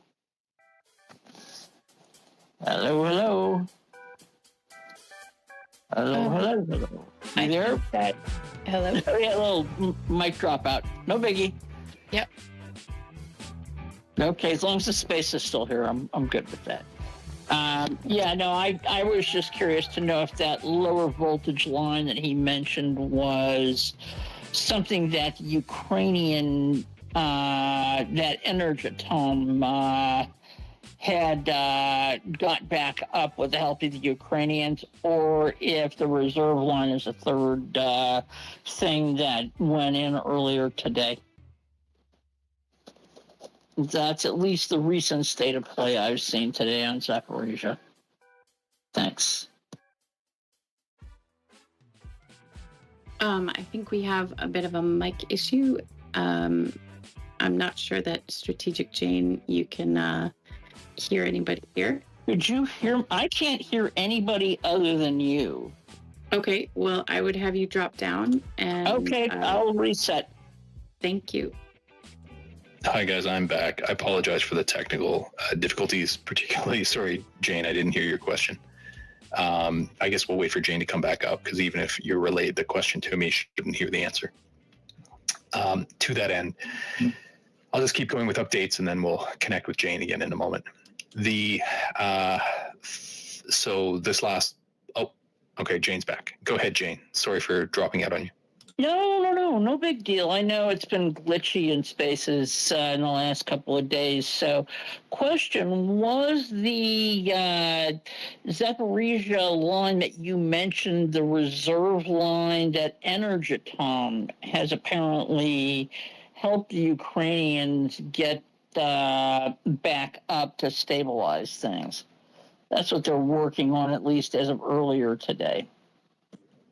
I will admit that I don't know the answer to that question, Okay. but that perhaps somebody else knows whether that line was set up.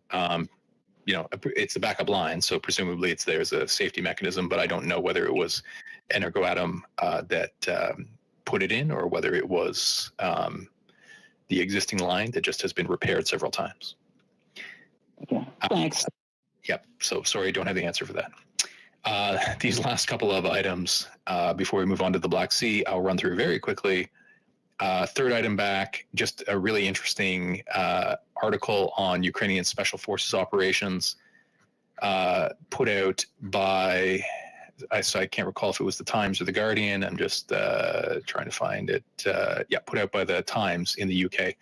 Interestingly, there was a fairly high profile article talking about how Ukrainian special forces, because of the difficulty in closing with the Russians, because of the fortifications, were having to operate at quite a distance, primarily using drones. Then this article from the Times comes out talking about special forces units that are crossing the border into Russia in order to strike at air bases and at specific targeted individuals. So lots of interesting detail in there. The sort of last theme here, so I think it's items 4, 5, 6, are about ways that the Russians are trying to misrepresent losses. So the fourth item back, tweet by Julian Ropke, who, it's an uncharacteristically good tweet. He's presenting an example where Russia sent multiple loitering munitions against a Ukrainian BMP. And the belief is that possibly the first strikes, it appears the second does not strike, but he suggests that multiple are being sent not because they're required, but potentially to create opportunities to film separate attacks sort of from different angles, which is an interesting assertion.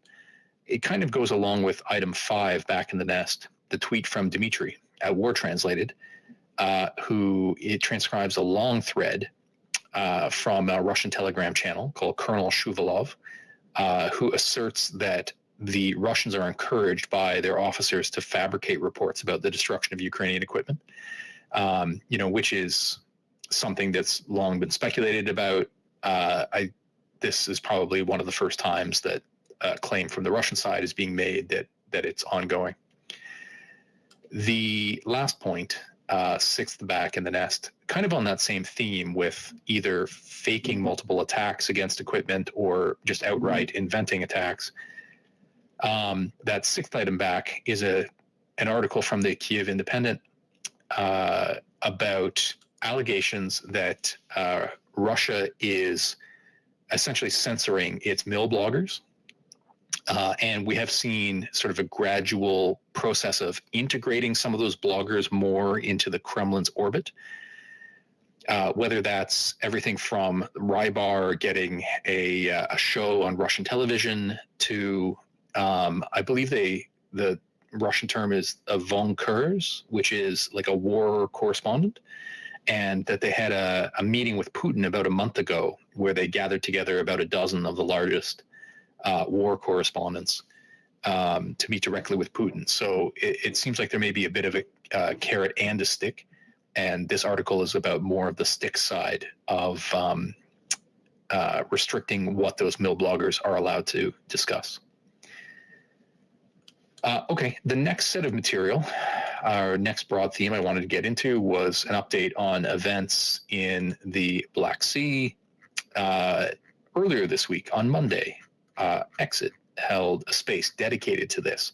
So I won't duplicate the items that she discussed in her space. The first item I will put up is actually going to be a link to the recording of that conversation. It covered a ton of ground, including the recent USV strikes against both the landing ship and the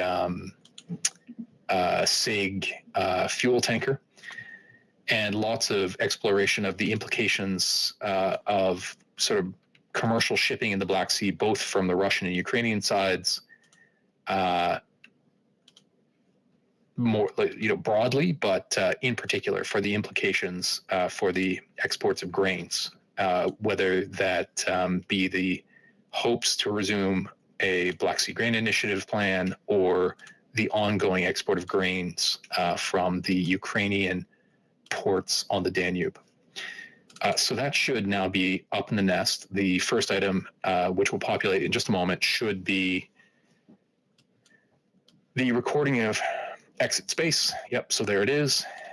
Most of the rest is just going to be by way of updates. So the second item in the nest is an analysis of damage to the SIG, the fuel tanker. And if you were to watch that video, you'll see the boat SIG is not in good shape. It has a big hole in it right at the water line. It's impressively sized, like a good 3-4 foot hole. So it's interesting to get a sense of what kind of damage these USVs can do. The third item back is just evidence of, so while the SIG is still in transit, I think it may have just arrived at port now. The third item back is satellite imagery of the landing ship that was struck, I think less than 24 hours before the SIG was hit. And it's the Olenogorsky Gornyak. And you can see in the satellite imagery that it has been put in a large floating dry dock. There was discussion, so it's at the port of Novorossiysk on the east side of the Black Sea. There was discussion about how at Novorossiysk, it's likely that they only have 2, maybe 3 dry docks, and how some of them were in use. So they may have needed to do some shuffling of ships. This landing ship, the Gornyak, appeared to have been supported in earlier satellite imagery by 2 or 3 sort of support ships. And so it may have been in a bad way. So there was probably kind of a rush to, or if other ships were occupying the dry docks, it was made a priority to clear them out to put this landing ship in. Exit, go ahead. Just to clarify that, the naval dry docks were all full, but it has been moved over to a commercial dry dock just outside the naval port. I think just to the south, if I remember correctly, but do not quote me on that. MT Anderson put up some, I think it was him, put up some imagery. I'll go try and find it, of that ship actually in the dry dock, in the commercial side though. Interesting. I hadn't seen that detail. MT Anderson, of course, does great work. So if you have his thread around, feel free to add that in. So seeing it in dry dock has also given the opportunity to have a look at the damage to it, similar to the video we just saw of the SIG. So if you have a look at the fourth item back, in this case, I put up Exit's quote tweet of it. So you're going to have to click through to Exit's tweet, and then she's quoted the image, which is a huge hole. To my eye, this seems like considerably more damage than was done to the SIG, where the SIG had a hole in its side that was maybe 4 feet across. This looks like a good 6 or 7 foot wide hole. I think it was OSINT Technical who posted a point about it, suggesting that it looks like it may also have been deeper below the waterline than was expected. So it could be, perhaps with a larger ship, the fuse detonated as the USV got, started to submerge under, and therefore the overpressure of being underwater was more significant, resulting in more damage. But that's, a non-expert theory on my part. So it's interesting now to have seen the amount of damage that these drones can do to various ships. The fifth, back in the nest, is an article from the Kiev Independent, which is just talking about the prospects of repairing the Gornyak, the landing ship. When we spoke about it right after it happened, I put up a thread by, I think her name is Rachel Pauling, and she is a naval ship designer, talking about the prospects of repair, suggesting it was capable of being repaired. But this article in the Kiev Independent is suggesting that sort of availability of parts and expertise suggests that it won't be able to be repaired in the near future, keeping it out of action. Okay, I have one more block of material on developments in the Black Sea, then a couple of updates on Wagner, and then we'll get into a couple of updates on what's happening in Africa with the Niger ECOWAS negotiations. Just putting these materials up. So the first of these, which should show up in just a moment, is a tweet from Captain Navy, and it includes a video clip of what appears to be an attempted but unsuccessful attack against a Project 22-160, which I think is a smaller frigate. And when asked in the replies, when is this video from, he just says in recent days. I think meaning he doesn't know specifically. But I don't think we had much detail about an attack against that type of Russian ship. But again, if you had heard of it and I just missed it, feel free to come up and correct me. I haven't had much time to dig into this one. There were several claims of attacks against the Russian sort of spy ships, seabed monitoring ships about a month ago. And the suggestion was that one or more of them may have been accompanied or escorted. And so by saying the video is recent, I have no idea if it could be going back a month or if this is suggesting that this was another attack in the last few days around the time of the attack against the landing ship and the SIG. So essentially, I'm just putting out a call. If anybody sees more about this, the context and where and when it happened, please do send that along, because I think several of us would be interested in that. The second item back, I lied a little bit. This was covered in Exit Space, but I thought it was such good work that I wanted to highlight it to you guys. It's the tweet by David Helms in his thread. I just appreciate when people put together lists to kind of track things all together in context, so you get a sense of total scale and time frame. So he put together a list of known USV attacks. And so if I appreciate having it, I thought you guys might too.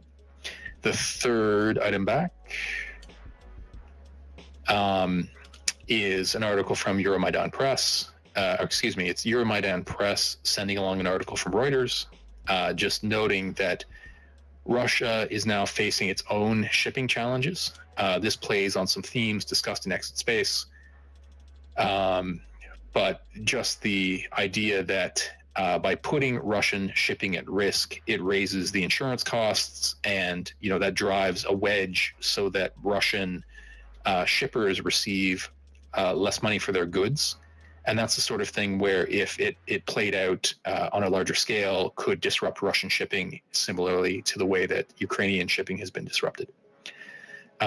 Just before going to exit, because I think you might be able to speak to the two items combined, the fourth item back in the nest by Latifundist is about an announcement that came out today that the Ukrainian Navy had announced temporary corridors for merchant shipping to the Black Sea, deep water ports.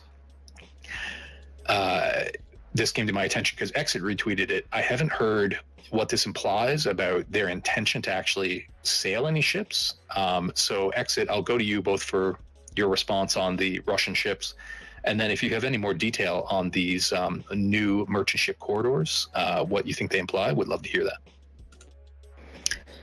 So just on the Russian ports and increasing cost and all of those things, this is really exciting. This is exactly the game book that Russia has been using against Ukraine for the last 19 months now. They are trying to affect and control Ukraine's economy through exports on the Black Sea. And this is Ukraine finally starting to take some of that back. I've been trying to read an article this afternoon that I haven't got through yet, but I'm getting close. And it really details out the fact that insurers aren't and ship owners aren't concerned that Ukraine is going to hit commercial ships specifically, but they are concerned about being caught in the crossfire, essentially, and that is just enough to actually raise the prices or have people reconsider insurance and whether they want to offer it and stuff. And so it's not that Ukraine necessarily has to attack commercial ships to actually affect what goes on in Russian ports. It's that even the hint of that and the demonstration that they can do that and operate in very busy anchorages and shipping lanes puts enough risk out there for the other ships that they are not necessarily to continue operating the same way. And we've already seen a number of the Western-owned ships pull out of the Black Sea and decide that they will cancel their trips and not actually sail in the Black Sea at all. So that's really exciting, and we should all be paying attention to that. As for Ukraine's announcement today, they have put out kind of a re-up on the idea that they are putting out a shipping lane that ships can use to come into Ukraine, or more importantly, specifically, they mentioned civilian ships leaving Ukraine. There are more than 60 ships in Ukraine that are commercial ships, some of which have been held by the Ukrainian government for the majority of the war because they were sanctioned or owned by Russian entities, and so they've been held by the Ukrainian government. I find this very exciting, specifically because I had a number of conversations when the Black Sea grain deal fell apart. And I had said that I thought maybe one of the ways that if Ukraine can't encourage anybody else to challenge Russia by bringing ships into Ukraine, the next thing to do would be to use those ships that are stuck in the ports and have been for 19 months now to try and exit out of Ukraine.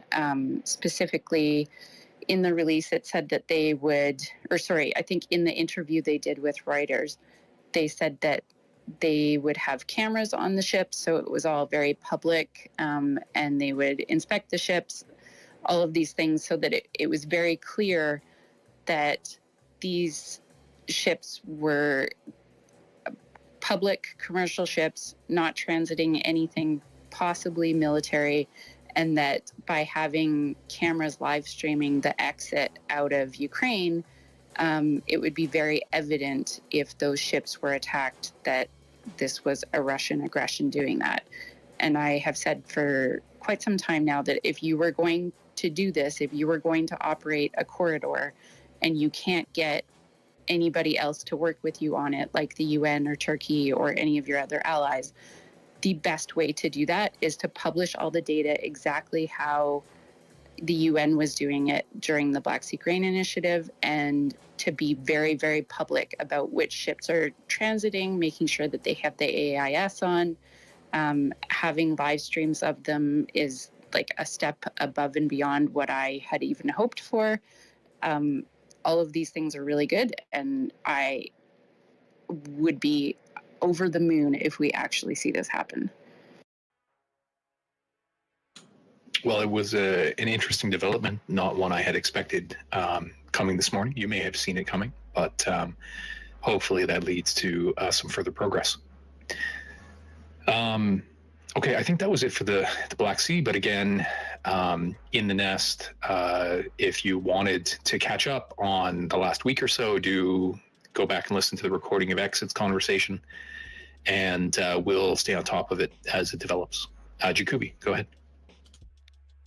I wondered if there was anyone in the space in speaking about shipping. I read an article that I can't, it was earlier today, that I can't recall where I read it, but it was about ships that they're able to track so much better now, that are basically going on, and I don't have the nomenclature at the tip of my tongue, but essentially going out nonsensically, hanging around in a particular space in the sea, particularly right now, apparently the mid-Atlantic or the North Atlantic, and illogically sitting out in the sea and coming back seemingly for no particular purpose, and that they're able to, and this has been happening more and more in the last month or two, and that people writing the article were talking about being able to track it in ways that they hadn't been able to track it, and that there's ways to show that a ship goes out with a particular weight, or there's again language for it that I don't have at the tip of my tongue, and then they come back and it clearly seems to be a lighter ship, and that what they're tracking appear to be tracking is illegal movement of oil, and that it seems like there's ships that are, and I know this isn't about the Black Sea Grain initiative, but it is about Russian activity with shipping, that they're trying to circumnavigate both literally and figuratively sanctions with this activity. And I just wondered, as a sort of side conversation to what we just finished talking about, whether anybody has any insight into some of what's going on there, because I think it is particularly just tracking around, sanctions evasion, I think is particularly interesting, but also important to be aware of, and that there seems to be an uptick in it right now, but that people are able to at least put things together and track it de facto, if not more accurately than just de facto. Yeah, that's an interesting subject. I know that several people have written about the ghost fleets, particularly. I think some of those fleets, sort of Chinese obtaining oil, whether it's from North Korea or, transfers in the Pacific, having been more common in the past. If I'm not mistaken, I think that Tanker Trackers, which has a database of almost every tanker in the world of its image profile, will pretty regularly tweet on that, saying, hey, we've seen additional ship-to-ship transfers. We've seen additional apparent transfer and ownership of ghost fleet ships. And I can't remember the author's name, but there's somebody at Lloyd's who writes about that fairly often. Exa, do you recall the name of the person who writes a lot about ghost fleets? Bridget Daikun. Yeah, thanks for that. Jacoby, go ahead. Yeah, I'll try and find the article I'm referring to. I don't think it was written by her specifically, but they also were talking about in relation particularly to the Atlantic, and that this is new activity that seems to be occurring in the Atlantic, that that they didn't refer to it as ghost fleets. They referred to it as ships that didn't seem to care whether you saw them there or not, and that there were a number of ships that were just floating in the North Atlantic and Mid-Atlantic that were there, that could be there for no other purpose than to be a holder of cargo for ships that go and drop the cargo there, and then ships that come and pick it up. And the theory being that this in particular is a way of getting around sanctions related to Russian oil specifically. There wasn't really a discussion of whether it was North Korean or, but specific to Russian product. If I can find it, I will put it up in the nest. Yeah, that's interesting. I hadn't seen that, so thanks for bringing that up. I'll look forward to the article. We have a new speaker who's joined us. Todd, do you want to go ahead? Yeah, I just wanted to quickly comment on that because I'm currently in court against a major corporation right now, and what I will tell you is that provided that you have that data point of these ships that are doing these moves that don't make any sense, generally speaking, when you see that type of thing, you want to seize on it and really understand why. The general way to avoid culpability for that is to not tell your lawyer. So essentially, there's like Todd, I'm not sure that. I'm saying that you should look into it, and that's probably correct. Exactly what she said. That's probably exact. Yeah, thanks, Todd. I appreciate that you are endorsing Jacoby's point. I think it's important as well. So we'll look forward to her posting that article. Okay. So I think that covers the Black Sea. Again, we'll stay up to date on it. The next material I wanted to move into was some updates on developments in Africa. We often cover Ukraine. I think we're all very dedicated to that issue. Partly as, we're just interested in OSINT broadly. We've made several friends who track developments around the world, particularly some who track developments in Africa. There's a bit of a nexus because of focus on Wagner's activities in other portions of Africa.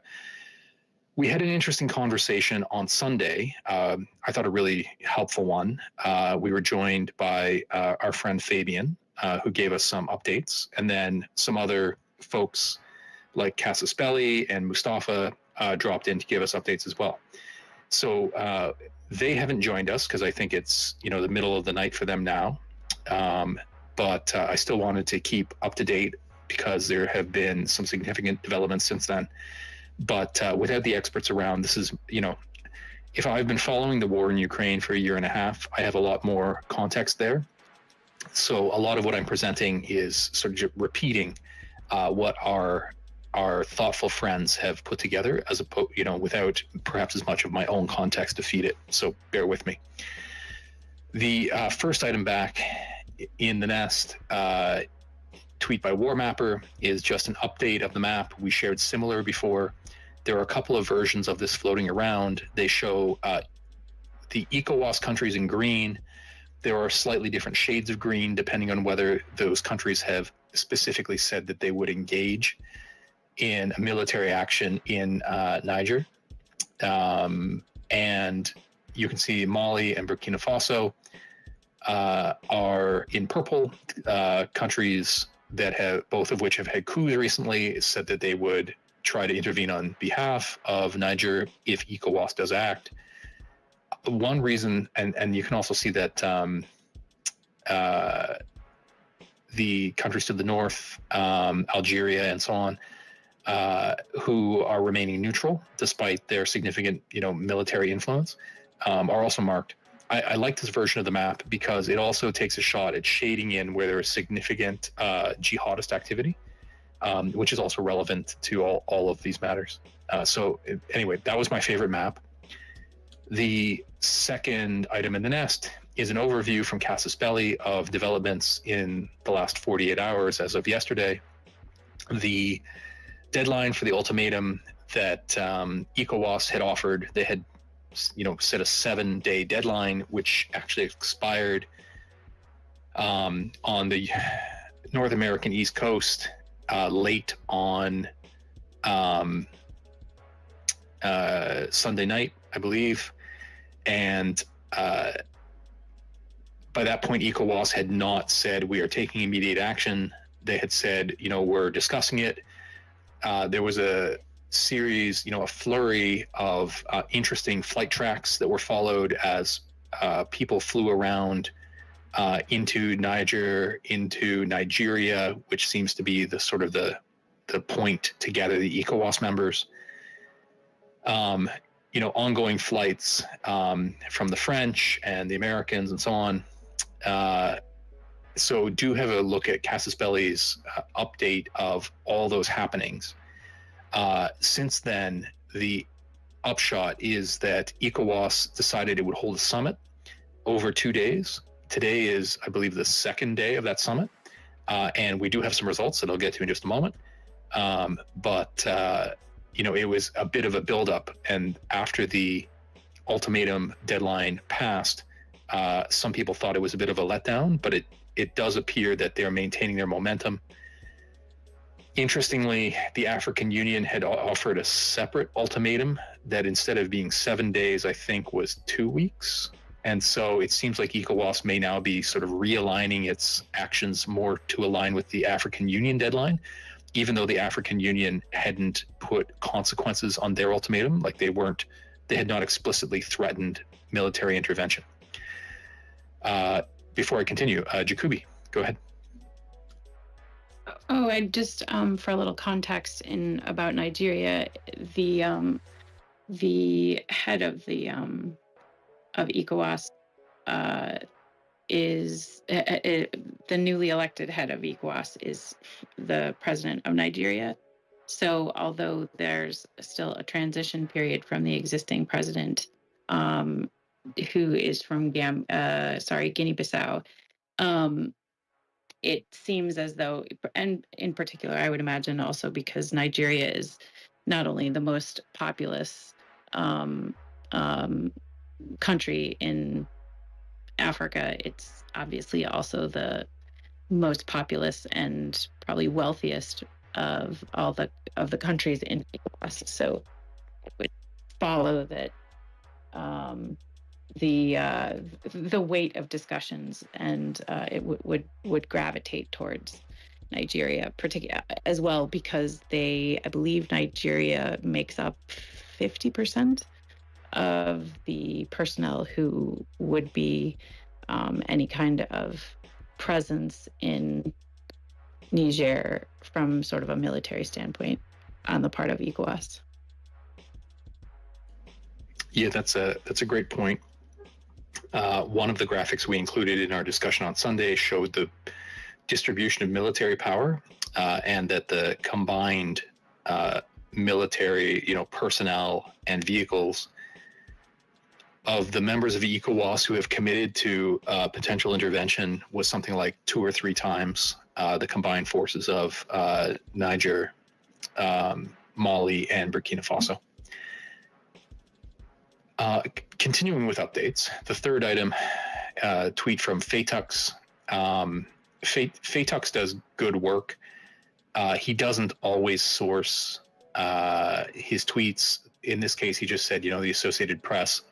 As I was putting this material together, I didn't have time to grab the source. I subsequently saw that it was a U.S. diplomat who received the threat from Niger's junta that if ECOWAS did intervene militarily, they would kill the imprisoned President Bazoum. And apparently that statement was made to a U.S. official, and the U.S. official passed it along, and it was reported by several news outlets, including I saw it from PBS, interestingly enough. Now, the take from analysts I've seen is that would be an incredibly stupid move, and that threatening Bazoum's life personally is not likely to dissuade ECOWAS from acting, and that if he were to be harmed, that that would likely contribute to resolve for military intervention. But it raises the stakes. The fourth item is a profile from the Wall Street Journal of Brigadier General Musa Barmu, who apparently had worked closely with the U.S. military. I've heard from a couple of friends of ours who are U.S. military members who have spent some time in Nigeria, in Niger, and knew some of the people who are named in these events in the coup. And so that just goes to, if I know people who trained with these folks, to the strength of ties that existed, making it all the more unexpected that somebody with U.S. ties and support would now be leading the coup.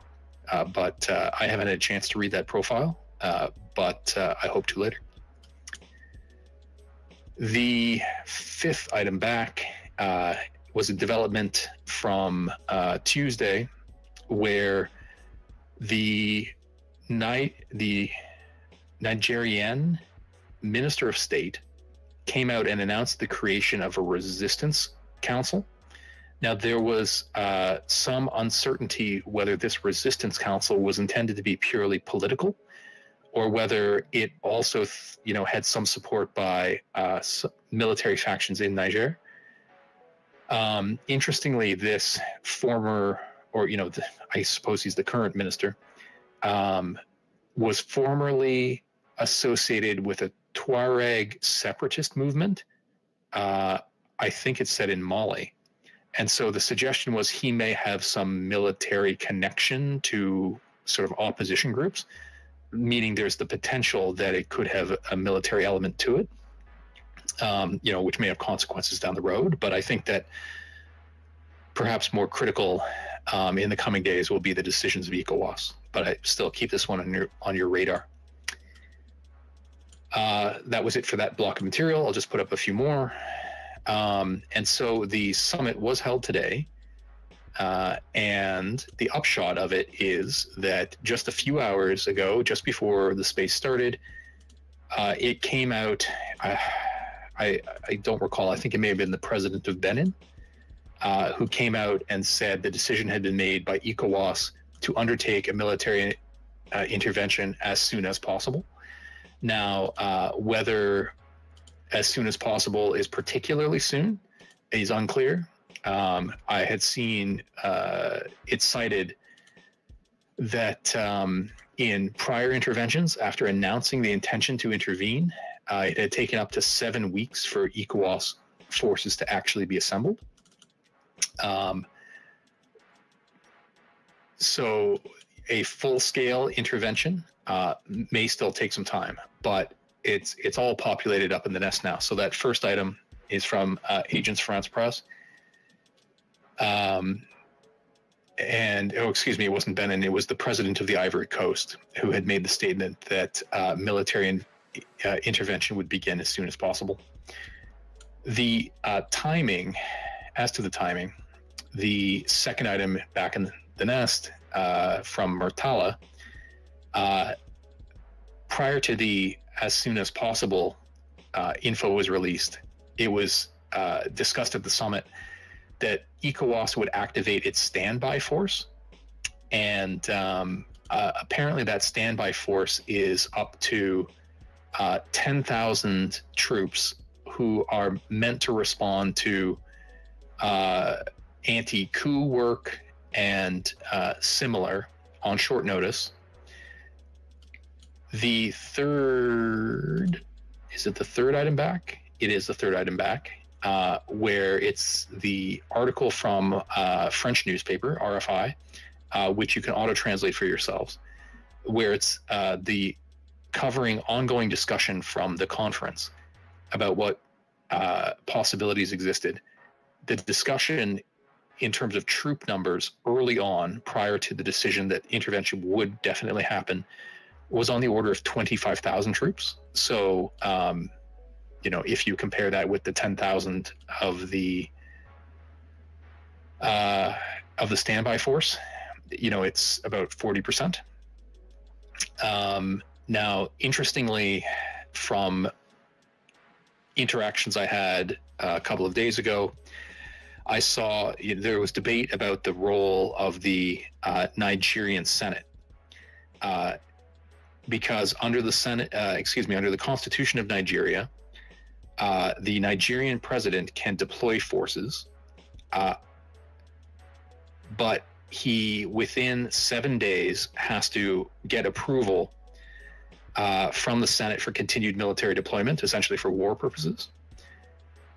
And the Senate then has up to 2 weeks to respond. So in theory, Nigeria can deploy troops for up to 21 days before the Senate may weigh in. And that's a bit of a context because apparently the Nigerian president sent a notice to the Senate that he was considering sending troops, but it doesn't appear that when he submitted that, he actually submitted it as a request, possibly because he's not required to do so for 7 days after the deployment actually occurs. So he may be waiting for that to happen. Because I've seen some people suggest that the Nigerian Senate had actually failed to approve a deployment, when I think instead what they said was they encouraged him to submit a request for approval, but that he still has, some time on the clock under the Constitution, which would be 7 days after a deployment occurs. So that speaks to timing. So it looks like they may deploy that standby force of up to 10,000, with they're discussing a total force of up to 25,000. The fourth item in the nest, also found for us by Casus Belli. This was from Tuesday, where Mali and Burkina Faso also made a submission to the African Union. So I mentioned to you that ECOWAS had tried to align their call with the African Union call by writing a letter to the African Union, essentially trying to act in tandem. But now Mali and Burkina Faso also reached out requesting that the African Union side with them to prevent ECOWAS from intervening, which is interesting that they're both appealing to the larger collective body. I haven't heard any response to either ECOWAS or Mali, Burkina Faso from the African Union yet. If anybody has heard a response, please do come up and let us know, or shoot me a message. Certainly, it seemed like the African Union, by issuing its own ultimatum at the same time that ECOWAS did, even though it was longer dated, seems like they're aligned generally with the interests of ECOWAS. As a last point in this block, the fifth item back in the nest, this is just a particular flight track. This one was interesting because it was a flight leaving Togo and apparently heading possibly toward the Central African Republic. But that there were, I just want to reiterate that it seems like there are a lot of meetings that are being held that are intended to be secret, that aren't being publicized in advance. And so a lot of this is being interpreted via flight tracks. And given the debate here on Twitter about, whether it's appropriate to track people's flights, whether that presents a security risk, I think this is a perfect example of where flight tracking is actually uncovering information that is not being publicly disclosed, but that's, fairly critical to understanding the situation. And I just want to emphasize that, I've probably seen a dozen different flight tracks that aren't completely understood because they weren't publicly discussed.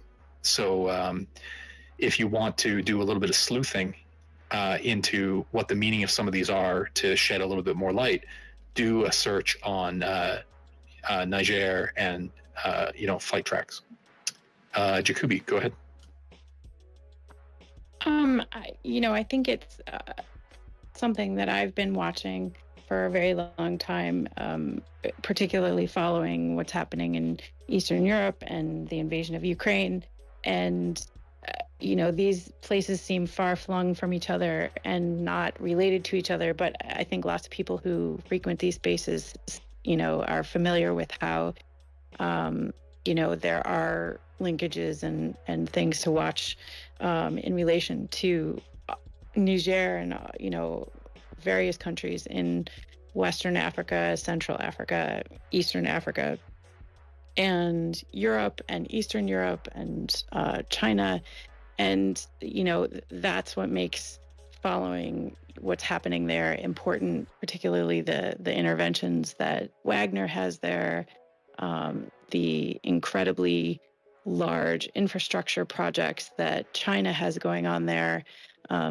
There was news today that, if I can find the item, I'll put it up in the nest, that the dam project that is being spearheaded by a Chinese company in the western portion of Niger on the Niger River has been, the company suspended it as of today, I believe, claiming force majeure as basis for being able to shut it down and start laying off employees. And in fact, that dam project was originally started, 15 years ago, I think, in more than that, in 2008, and it was initially spearheaded by a Russian corporation, and then it was turned over to Chinese concern several years after that. And so there's overlapping international relationships that are coming and going in all of these parts of the world, and makes what's happening there, particularly prescient in relation to, what's going on in other parts of the world. And so it may seem far afield to be keeping track of what's happening here, but I would argue that it isn't. And also, as part of that, I would, really emphasize following a lot of the people who are posting news and information and events that are happening there as much as you can, because there is such a dearth of good information that is being shared in Western African countries in particular, as well as other countries in Africa. So if you want to know more resources to follow, there's several people here who'd be happy to share those resources, as well as the ones that Michael's putting in the nest now and down in replies to. Or if you have resources that you want people to share, the more that we can share good information coming out of conflict areas, the better it is to inform people who are there.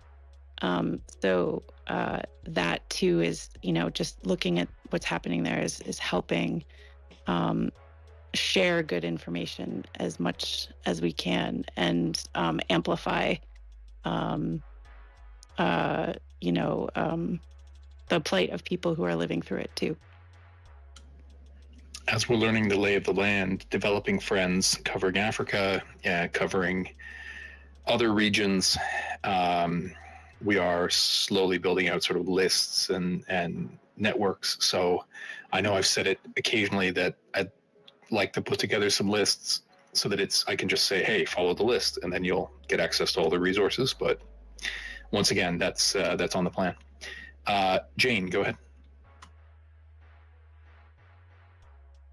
Damn, sorry, my mic is really sticky. Thank you very much. Just one thing to mention, I totally agree with everything Jacoby has said, and the more information that comes out about Africa, particularly, the better. The one thing to remember here is that this is a race for rare earth mineral rights.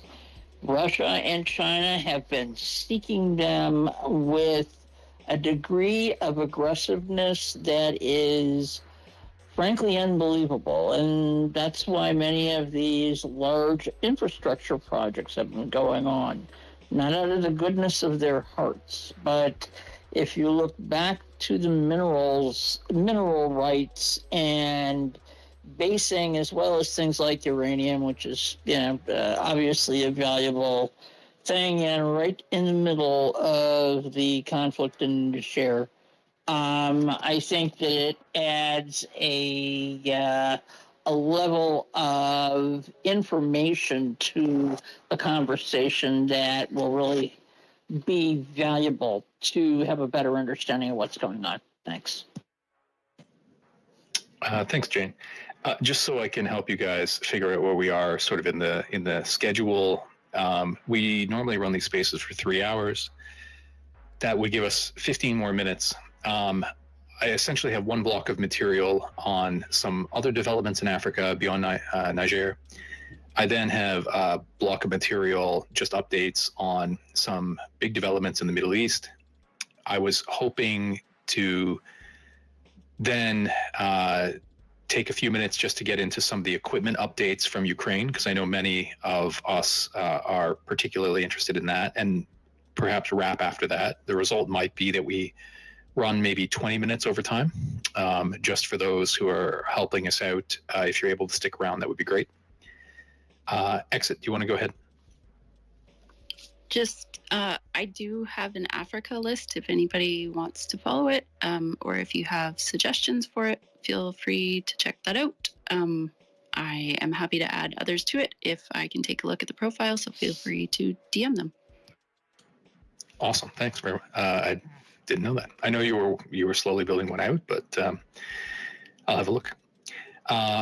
Okay, so this next section of material is a little bit of a grab bag that includes some international reactions to what's happening in Niger, as well as a few things that are happening elsewhere in Africa that are noteworthy. But again, as we get more far-flung, my background understanding is reduced. So the first item Jacoby just spoke to, but this is the withdrawal of China from that dam project. So if you wanted the material to support what Jacoby was speaking to, have a look at that first tweet from Casus Belli. And we had quite a bit of discussion on Sunday about Chinese engagement in infrastructure. And so I suspect there are several other projects that they're involved in. And it would be interesting to see if this is the first of a trend.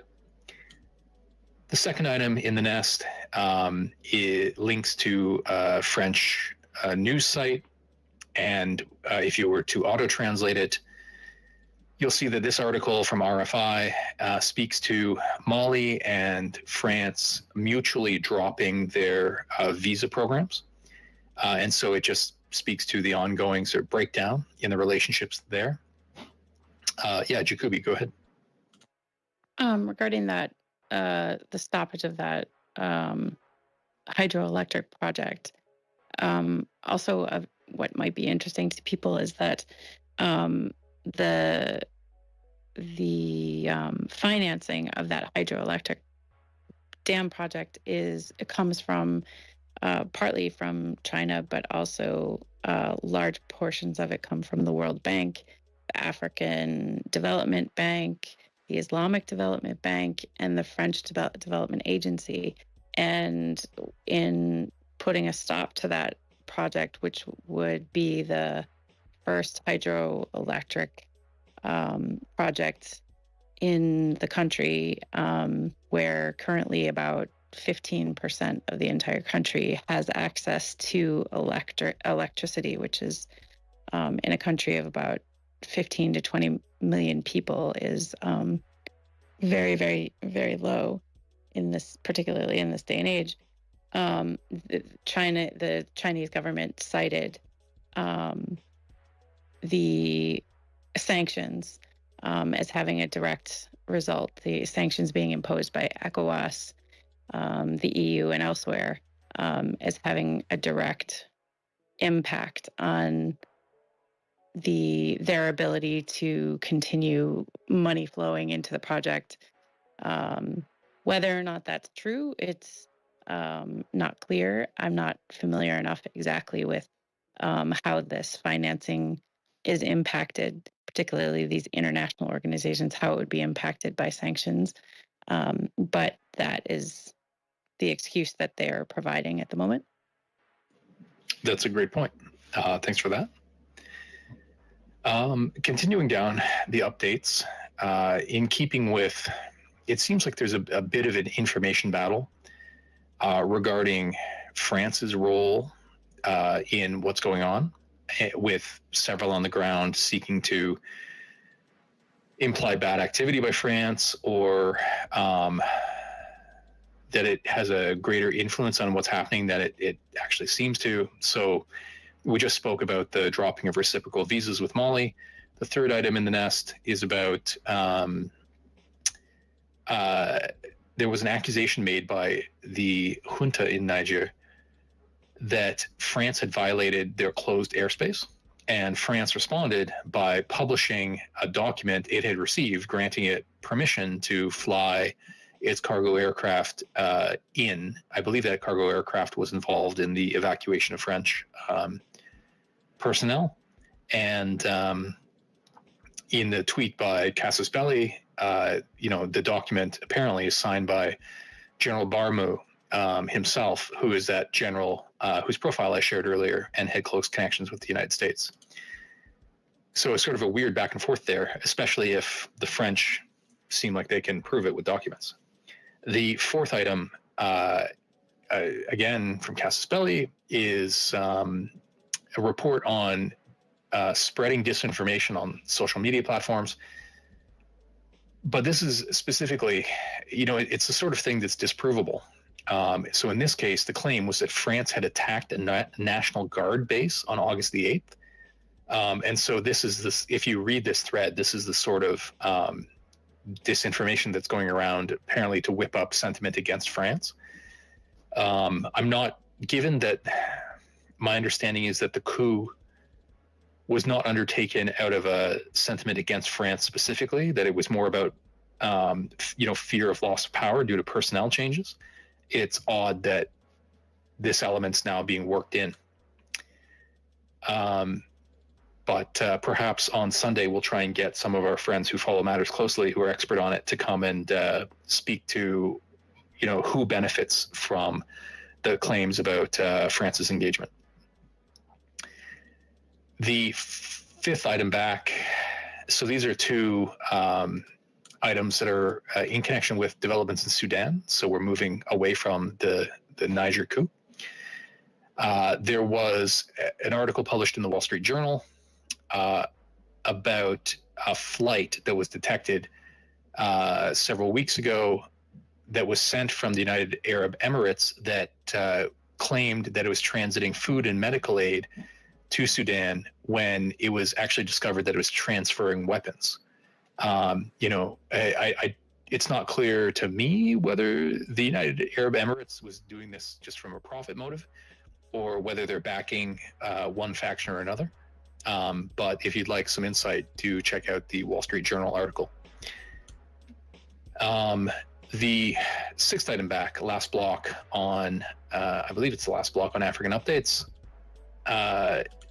links to a post put up by the Sudan War Monitor. And they're a group who came and spoke with us briefly. And their work is affiliated with the Center for Information Resilience and others. So they seem pretty reliable. And they note that a prominent commander who apparently in his political leaning is Islamist has defected from the government side to the RSF, or the Rapid Support Forces side. And I'll admit, as we've got further abroad, I don't know how significant this is, but if you're interested in following developments in Sudan, do check that article out. Okay, let me just confirm where I'm at in the material. So so that finishes off the material I had put together for developments in Africa. I wanted to highlight a couple of developments in the Middle East. Often I try to supplement material on breaking news from mainstream sources with a little bit more open source material. In this case, these were significant developments that I think matter sort of to geopolitics. So I'm going to highlight them, but unfortunately I can't speak to them too much. And I know that there are definitely folks here on Twitter who are taking aspects of these news stories and digging into them, using OSINT techniques. I just haven't seen the results of those yet, but we'll try and keep abreast of them. So this is more like a news post than it is about particular OSINT insights. So the first item is an article from the New York Times announcing a new deal between the United States and Iran.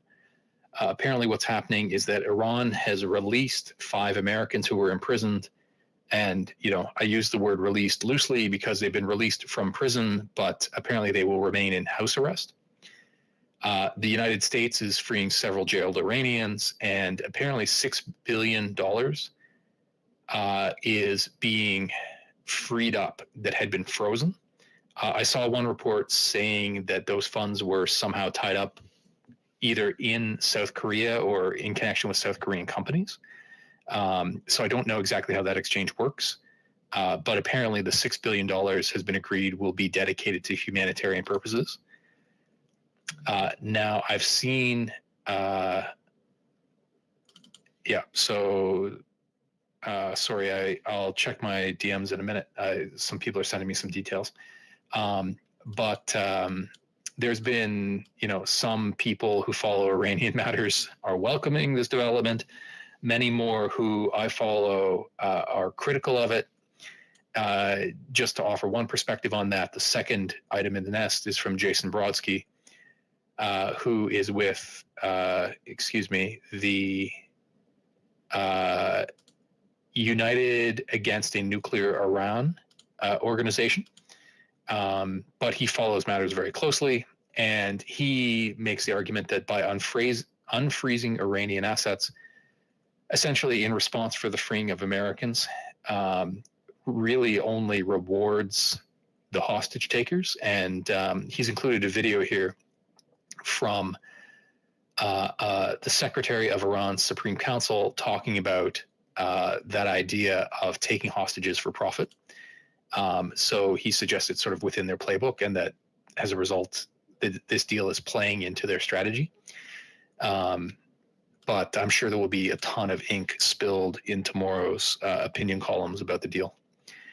The third item in the nest is about the very imminent reaching of an agreement that's sort of tripartite between Saudi Arabia, the United States, and Israel in an effort to normalize diplomatic relations between Saudi and Israel. Again, this news broke about a day ago. There was a bunch of ink spilled today on it, and I think it's going to continue to be hotly debated.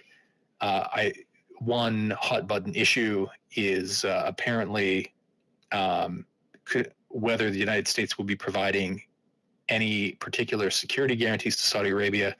And I understand there was also debate over whether they would permit expansion of I think it was the nuclear industry in Saudi as one item up for debate. But again, I'm not completely up on all the details of where this deal has landed. So if anybody has any insights or would recommend any accounts that are doing good work breaking it down, please feel free to come up and let us know who to look to. The fourth item back caught my attention. It comes from a less mainstream source. We won't get in our discussion too much into the domestic politics of Israel, but given the changes to the Israeli judiciary, that's prompted lots of protest, including it's been fairly well covered protest from members of the Israeli military, particularly reserve officers, who are resigning in protest or not participating in their duties. And what caught my attention was this article from Spy Talk, where apparently the chief of the Israeli Mossad has also appeared to take a position on this, essentially saying that if there's a constitutional crisis, then I will be on the right side of history. And it's being interpreted as suggesting that he would oppose Netanyahu's changes if it comes to a crisis. And that's, extremely uncommon political talk, is my understanding, to come from the Mossad.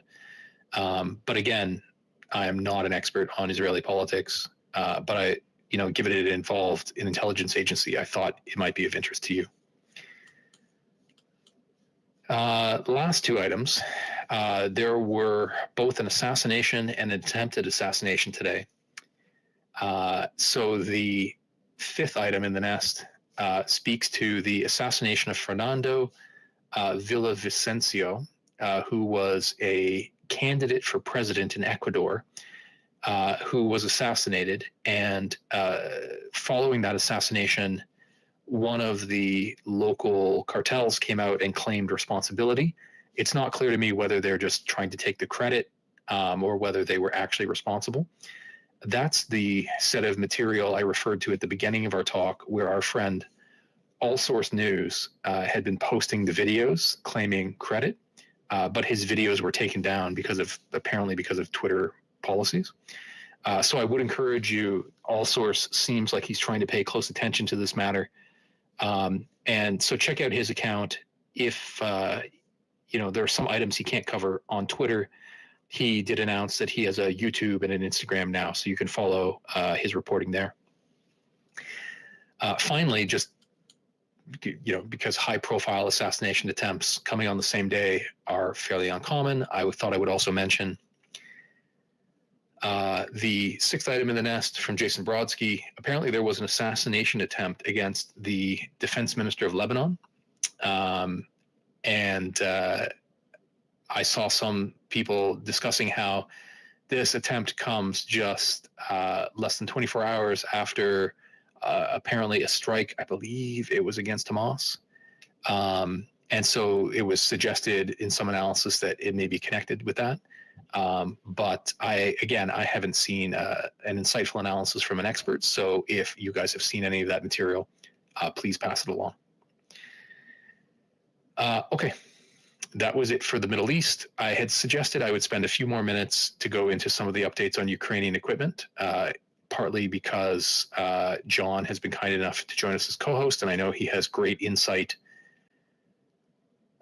into these matters. So we'll go through these. Hopefully we can run through these in maybe 15 or 20 minutes, and then we'll wrap up for the evening.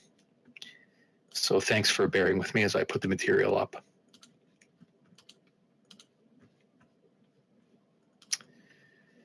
While you're doing that, I will just share that I will put up toward the end of the conversation an article from, it would be the, I believe it's now I've lost it because I'm just putting up some other, Windward AI has some very good articles about the ship-to-ship transfers of Russian crude oil in the mid-Atlantic. They had some from last year, and it is, a company that has clients and profit, interests. And so I'm not advocating necessarily for anything about the company.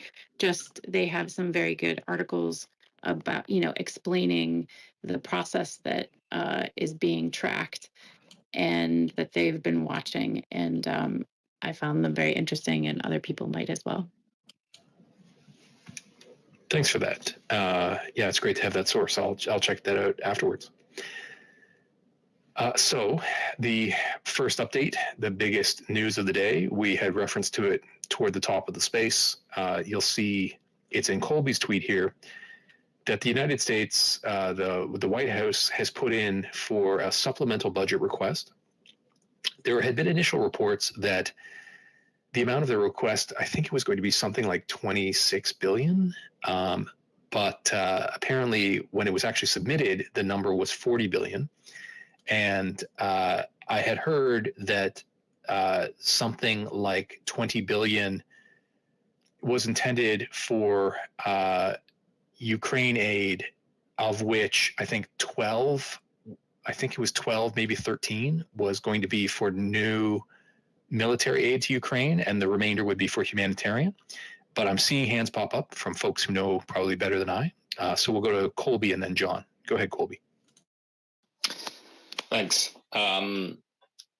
So it was initially reported by a few different outlets that it was going to be a $24 billion supplemental budget request, and it turns out that $24 billion is the number that is just going to be allocated sort of broadly to Ukraine. And there's also going to be a lot of other spending for domestic issues, namely disaster relief to be administered by FEMA, which is timely given the very bad fires that were happening in Hawaii, and as well $4 billion for border security issues.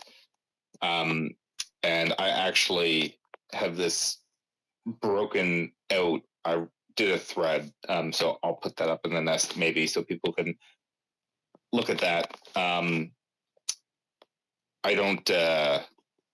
I didn't go through every single line item, but sort of the broad highlights is we're looking at around. It's complicated and it's late and my brain's not working too well. There's $5 billion in USAI funding in this supplemental budget request, and beyond that, it becomes a little less certain exactly what Ukraine is going to get out of this budget request. So the $5 billion for USAI, that's very clear, but it's unclear to me whether there's any additional drawdown authority in this budget request, which is really the more important aspect, as I've been saying. So it is deeply, deeply frustrating that the White House released this late in the afternoon, and the Pentagon had a press briefing beforehand at 2:00. And so they answered basically no questions of importance at all. And that's kind of typical. On a good day, we get a few actual answers to questions, but there wasn't even any opportunity to ask because there's a lot of unanswered questions with this budget request that's being submitted here. And it would have been nice to at least be able to ask some questions about it, because certainly we need answers on this. So I guess that's going to have to wait till next week, but I guess that gives us all time to read into it a little bit further and try and figure it out. So my tweet's up there, the thread I wrote with my initial impressions of what the important aspects of the budget request are. And if I get some time, I'm going to dig in a little bit further if I can and try and get to the bottom of the PDA question. Yeah, that's it's frustrating that is the way the timing worked out. I appreciate you keeping a close eye on it, and I'll watch for your analysis as the details become available. John, please go ahead. Colby, I just sent you a breakdown that Alex, one of the members of the press pool, posted. Have you seen that? Yeah, I did see that. I was meaning to ask him where he got that from because I wasn't able to find that. All the journalists posted stories pretty quickly, so I suspect that the press pool got emailed something that hasn't been released to the public that allowed them to post these details all at the same time, because I don't know how they would have done the math so quickly otherwise to determine what amount of money was allocated to what, because the way that it's broken out in the actual document that's publicly available is extremely convoluted, and so it took me some time to try and drill down into what's actually in the request. So I'll reach out to Alex. I think I've got DMs open with him, or I'll touch base with Michael or yourself on that. Yeah. Okay, great. Exit, your hand was up and now it's down. Did you want to come in? I will DM Colby about it. Perfect. So we'll get those details as they become available. Aside from the supplemental budget request, you'll see fourth item, there is the expectation of another presidential drawdown, and it had been anticipated it would be announced, I think, yesterday, and then Colby noted that it was delayed, and now it's expected to be made before the end of the week. I think I had heard it was on the order of 200 million in this case. Yeah, that's correct. Yep.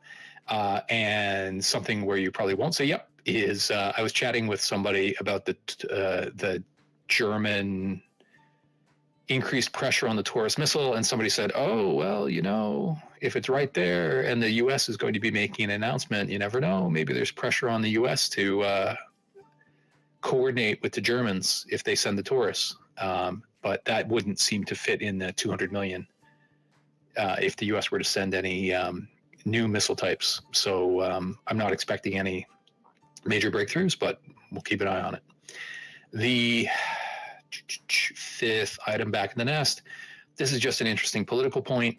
It goes to approval, U.S. public approval of spending on military aid to Ukraine. The blue bars are general support. Interestingly, the yellow bars are the support level. If it's explained to the respondents that America has spent 3% of its defense budget in support of Ukraine, and you can see that there are significant additional bumps, this just speaks to the importance of keeping the public educated about the scope of U.S. aid and how significant it is to Ukraine, but how at 3%, it seems much more acceptable to the U.S. public. Let's see. Sorry, just making sure. Yeah, last point in this block. It's the sixth item back in the nest. It's a tweet from Jack Watling with an article from the Royal United Services Institute that talks about how the war has found that the machinery of Western governments is wanting, and really it's focused on, even though people understand what should be done, it's difficult to understand who's responsible and to make the decisions. And that's really where, it's the broader concept of Western machinery, that it's in many ways about political will. So Jack always writes interesting articles, so I'd endorse that one to you. I think we have hands. So Nick, go ahead. Well, and I'm a U.S. citizen. I live in the United States. And one thing, the U.S. has continually said, oh, we're sending this many millions and this many millions and everything else. We send Bradleys. We haven't manufactured Bradleys for years. From what I understand, their actual dollar value is about $1. And I think, just in my opinion, and that's why I'd like to hear from the group, these overly inflated dollar values, I don't know whether it's to impress the rest of the world that we're spending a lot of money and we're not really, because all the stuff we're sending was bought and paid for years ago. And, they make these announcements and they're slow on deliveries, if they deliver it at all. So and that's why they have, I don't know, what, $6 million or $1 billion worth of accounting errors, because they're like replacement costs for a brand new tank instead of what a Bradley actually is valued at today. So I would just like to hear everyone's, and personally, I just think it does more harm than good when they overinflate the real value of what we're sending. So I'd just like to hear other opinions.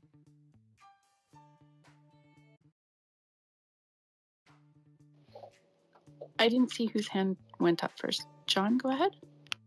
Oh, thanks, Exit. John, your co-host, go ahead. Sure. So in terms of how the value, and I'm going to hand the mic over to Colby in just a second, in terms of how the value is being calculated, there is a method to it. The Bradleys are not worth $1. Their appreciated value, or depreciated value, as the case might be, is significantly greater than that. In fact, the previous accounting error was due to the Department of Defense, or the Department of Defense and the White House being inconsistent as to whether or not they were using the depreciated value or the replacement cost. They were supposed to be consistently using the depreciated value. That adjustment, my understanding is I think was a breakdown of that. Basically, we overvalued the Gimlers by $4 billion. And that was the source of at least 75% of the errors, was just Gimlers. We were massively overvaluing them. So that has freed up an additional about $6 billion in presidential drawdown authority. Now, that said, I'm not sure what legal leeway the president and the Department of Defense have to, shall we say, employ creative accounting and, determine whatever accounting method they want to use and, assign values accordingly. Colby can speak more so to that. I know it came up somewhat during the DPICM discussion whether or not the shells slated to be disposed of could be assigned a value of $1 for PDA purposes if the president had the legal ability to do that. So, Colby, I'm sure you have many thoughts on this. I wish I knew the answer to this question, and I've asked people whose job was essentially not exactly this, but people who worked in the Department of Defense with contracts and these issues, and they couldn't even tell me, and it wasn't a matter of classification. It's literally that this error happened because the Department of Defense doesn't even know the answer to this question. They didn't understand what their own regulations required of them with regard to how the equipment was being valued.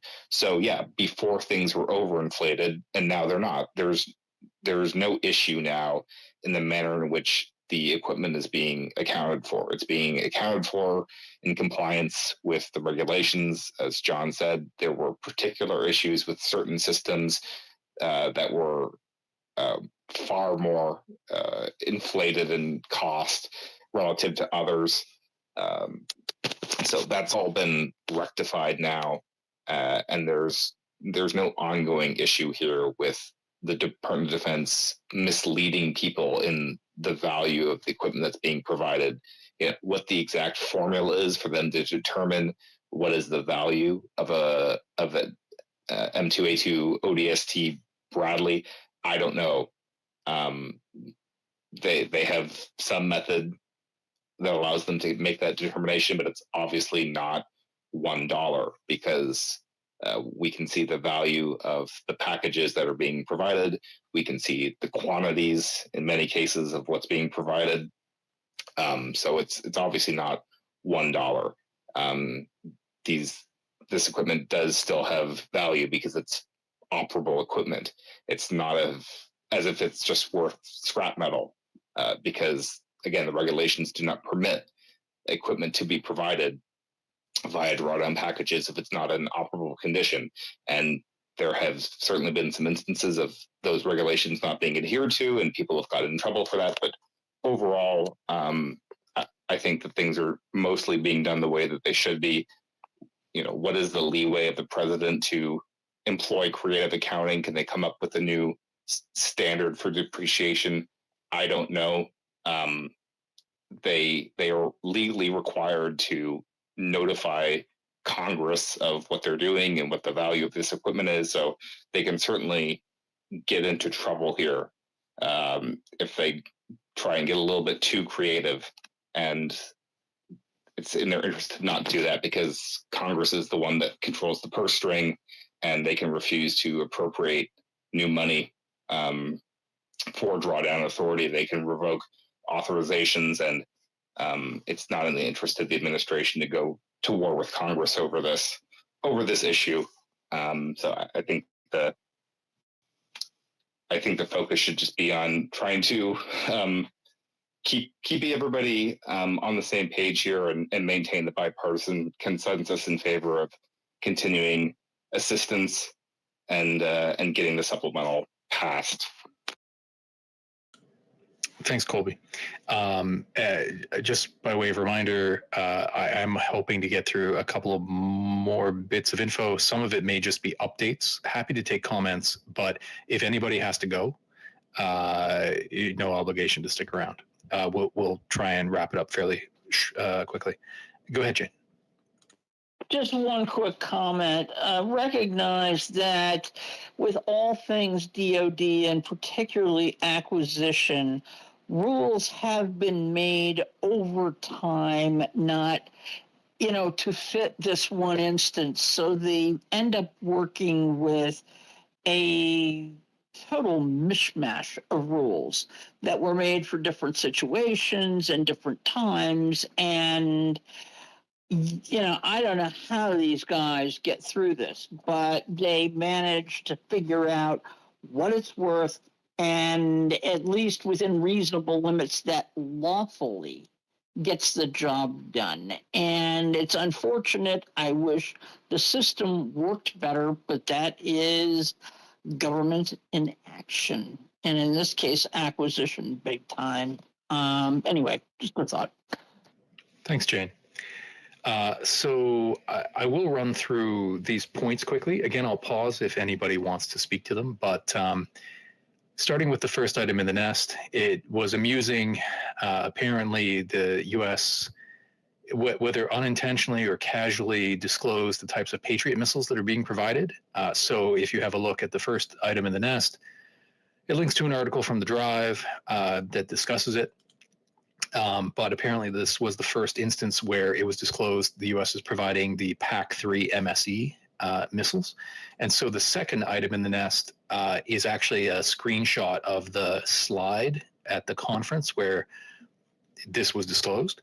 And I know John, for example, had put up a tweet saying, when the U.S. government just casually discloses for the first time in a conference slide that they're providing these advanced missiles, it makes for some laughs. It would be interesting to know whether that was intended to be the initial disclosure, or whether it was just put in as a factual point and perhaps not appreciated. It would be the first discussion. Colby, go ahead. Yeah, real quick, and Dr. Paul will be upset that he's not here for this discussion, but I think it's still an open question exactly whether we should take that slide as evidence that MSE has been in fact provided. It could be, an error on their part. It's not by any means definitive proof.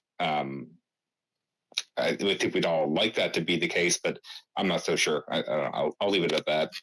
Yeah, I had heard the same because there were other slides in the presentation that were missile types, for foreign military sales or provided to various allies, and they were sort of bound together. Once this article from the War Zone came out, I thought, or from the Drive, that there might be more support, that it was actually intended to be disclosed that way, but I appreciate your grain of salt warning. Speaking of the Drive, the third item in the nest, you've probably all heard it by now, but it was announced on Monday that Abrams tanks have now been approved for shipment to Ukraine. If I recall correctly, I think it had said they may be delivered by September or October. So that's a good development. On the same tank front, the fourth item back, there were various streams of supply of Leopard tanks, and some of them were in an ongoing process of contracting. It was just announced yesterday that the German Ministry of Defense has had Rheinmetall purchase a group of Leopard 1A5s. I believe it was 25. And then if you have a look at the fifth item back, it was announced that not only are they being checked out just to make sure that they're fit, but that this contract also included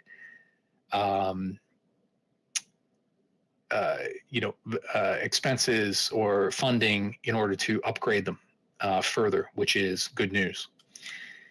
The next set of material I'll put up quickly. This relates to precision-guided missiles, because there were several bits of either update or speculation. The first of which I'm going to speak to is actually about aircraft. So there was a rumor going around in the last day that France either would or had provided access to Mirage aircraft. There was an article from back in, I think, March that talked about how Ukrainians, I believe 30 of them, were being trained on Mirage aircraft, but that was not 30 pilots. That was 30 personnel doing handling work, sort of, I don't know if that was maintenance or if it was just sort of general familiarization with mirages. But people were support the scalp that was at a public relations event on the weekend that Zelensky signed. It had a graphic of an airplane, and it was half Su-24, half Mirage. And people were saying, oh, this is indicative that perhaps Mirages are going to be provided sooner rather than later. So the first tweet in the nest is just from Helios Runner, who's one of the more engaged French OSINT accounts. He's saying, no, I haven't heard anything about this. No Ukrainian pilots have been trained on the Mirage. And there's no evidence that the Mirage are in Ukraine. It would be a very hard thing to hide. And certainly, it's likely if they were there, the Ukrainians would want to use it for PR purposes. And if the Russians were aware of it, they would be objecting to it loudly. Second item in the nest is just an update. The Germans announced just today that they would provide 2 more Patriot launchers to Ukraine, which is, great to bolster Ukrainian air defenses. Third item in the nest is an update. Colby sort of covered this, the translation. He's quote tweeted this French source who discusses the fact that France is believed to have destroyed all of its Apache cruise missiles. The Apache was discussed as an alternative because it had like a warhead system that was believed to be more appropriate for the destruction of airfield runways. But now the reports are that it has no more of those in its inventory. I think from earlier reports, I had seen it was only something like 100 or just over 100 that it ever had in inventory. And so it's not outrageous to think that if they were outdated, they no longer keep them. The fourth item in the nest, it's from, this tweet is from Fabian Hoffman, but there were widespread reports in German newspapers and otherwise that there's increasing pressure on the German government to provide Taurus precision-guided missiles. And in particular, so 2 or 3 days ago, the Ukrainian ambassador to NATO, I believe it was, had said there was increasing pressure. And then in this T-Online article that's linked in the tweet from Fabian, it says that apparently the SPD, one of the leading German political parties, is now in favor of providing them. And then I think just in the hour or so before the space started, there was a Der Spiegel article that came out that I included the claim that the German Air Force also supported the provision of Taurus. So we're getting a lot of independent suggestions that there's increasing political pressure. But my understanding is that ultimately the decision still falls on Scholz to approve them. But if they're getting, various political parties in favor of it, the Air Force in favor of it, it seems like the pressure level is very high. Go ahead, Colby. Yeah, I just want to add real quick that the Der Spiegel article said as well that the Chancellor's office would almost certainly not approve the transfer of Taurus unless the missile would be first modified, either its range somehow or perhaps some sort of geofencing in order to restrict its ability to hit Russia. And if that was not done, then the missile probably would not be provided. But I'm sure John can elaborate on the technical feasibility side of that. Yeah, that's definitely feasible. It would take maybe a couple weeks to implement. You can do all sorts of stuff. We could so this could be done on a couple levels. The first and the easiest is to just not give them the targeting data for things in Russia, which means don't help them refine the MGRS coordinates that they need for their targets and don't provide them with the infrared terrain maps. That would be the first step. Beyond that, you can make software modifications to essentially geofence it. I talked to some engineers over at Lockheed about doing this for ATACMS, and what they basically said, it's entirely doable. There's lots of things you can do. Obviously, you can try and directly geofence the hardware. You can do some stuff with how you simulate the flight profile. You can, for example, fit them with a flight termination system that would normally be used on a test range. And then once it reaches a predetermined location, if it exceeds the geofence, it will self-destruct, basically. There's lots of ways that you can approach this, both in terms of providing targeting data, then software, and then hardware that would be very, very hard to work around. Well, thanks, guys. So, I mean, given the indications that there is pressure coming from a bunch of quarters, who knows, we may hear an announcement on that soon. Let's be hopeful. So I'm down to the last three substantive points I want to make.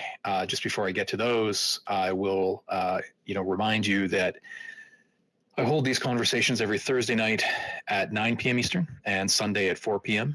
Eastern. So our next conversation will be on Sunday. And I've put the link to that up in the nest in case you would like to set your reminder now. And just a reminder, again, that friends of ours do live stream these spaces to a YouTube channel they run. And so if you missed the earlier part of tonight's talk, or you want to catch a future talk on YouTube, check out that YouTube account. So to these last 3 points, starting with the third item in the nest, tweet from Fabian Hoffman. Now, this is partly opinion-based, but he does essentially argue, look, Ukraine is using up these precision-guided missiles, Storm Shadow, Scalp. He's saying if you assume a rate of consumption of 75 per month, only several hundred are really eligible to be supplied to Ukraine. And so based on the simple linear math, if this consumption rate continues, then the available supply would run out sometime between October of this year and January of next year, which is a significant issue, which may be contributing to the pressure for provision of Taurus, and down the road may contribute to pressure for delivery of ATACMS. But I don't know if anybody has an opinion on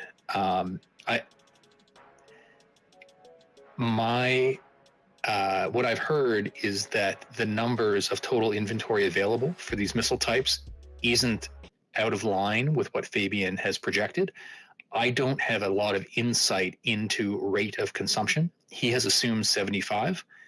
But I mean, if that number were lower or more measured, presumably they could maintain some inventory longer than that. But John, go ahead. So I won't comment on the consumption thing, but regarding, I guess, sustainment, we really have two options. Well, we have a couple options in front of us, or rather the Ukrainian government and other relevant governments do. So more than likely what I suspect is going to happen, if there is a will to sustain their ability to continue to employ air-launched cruise missiles, is once the F-16s are delivered, we're probably going to have to provide JASSM. This is going to be a political nightmare in the United States on the level of ATACMS, if not worse, just because of how many we need for operational plants in the Pacific. We need a truly gargantuan number of them, and we are nowhere close to our inventory target for them. So that is going to be a real problem politically, I suspect, but it's probably going to be a practical necessity. The alternative to that, or these may both have to be taken in turn, is MBDA France, their production line for Scalp EG is still running. They're currently delivering orders to Greece, I believe.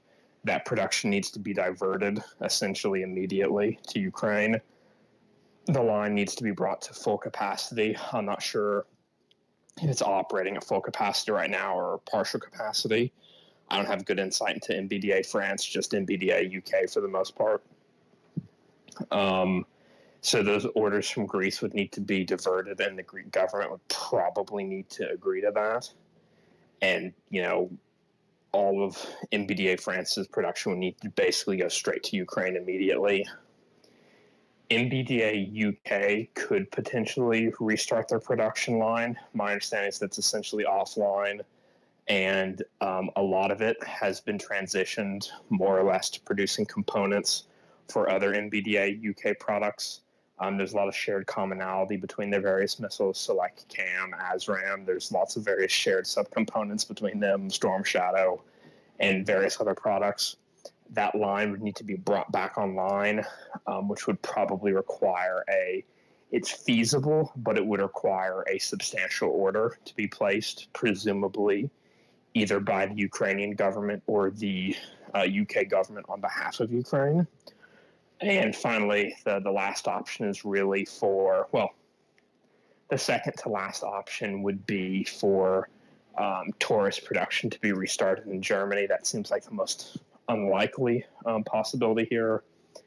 And kind of the fifth possibility that I was going to include for the sake of completeness is for a Ukrainian cruise missile to be brought into production, either something that they've entirely indigenously developed or, something that we've licensed them the production of. Like if they wanted to duplicate the Storm Shadow production line in Ukraine, that would be a fairly long timetable to do really any of that. But it is a possibility, but that's essentially the possibility space as a whole as it stands currently. Thanks for laying those all out. Yeah, I saw your one response tweet about how maybe Lockheed Martin could set up an additional JASM line, and some people pushing back on you on that. So that was an interesting debate. Okay, last 2 points. Fourth item in the nest, just news update about, getting the name in it, right, SatCube, which is a Swedish company who prepares satellite internet terminals. Apparently they're providing 100 to Ukraine. Number one, I mean, it's interesting on its own. Number two, I included this because there were claims going around that these were harder to jam and that they wouldn't be subject to political interference in the way that Starlink claims to have been in the past. But a lot of accounts pushed back. I've included the tweet from Jacob Janowski, who looks like he's going to be taking over the Oryx data project. But I think Colby and others also tweeted about this, suggesting that really there was no improvement in jamming, and that as a geostationary satellite, it may actually be easier to jam as opposed to Starlight terminals, as they're not moving relative to the sky. And also the fact that SatCube is not itself, a satellite internet operator. It merely produces the terminals. And I think, if I'm not mistaken, they connect to Intelsat. Is that the right network, guys? Yes? Okay, thumbs up. So anyway, just wanted to note that it's great that they're getting these. It could provide a bit of a fallback option, but that some of the claims being made about jamming and so on appear to be misstated. And with regard to the potential for political interference, the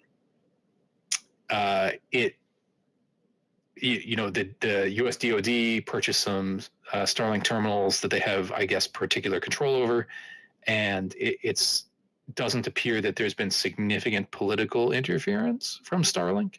Notwithstanding one or two examples that caught a ton of media attention in the New York Times article. John, go ahead.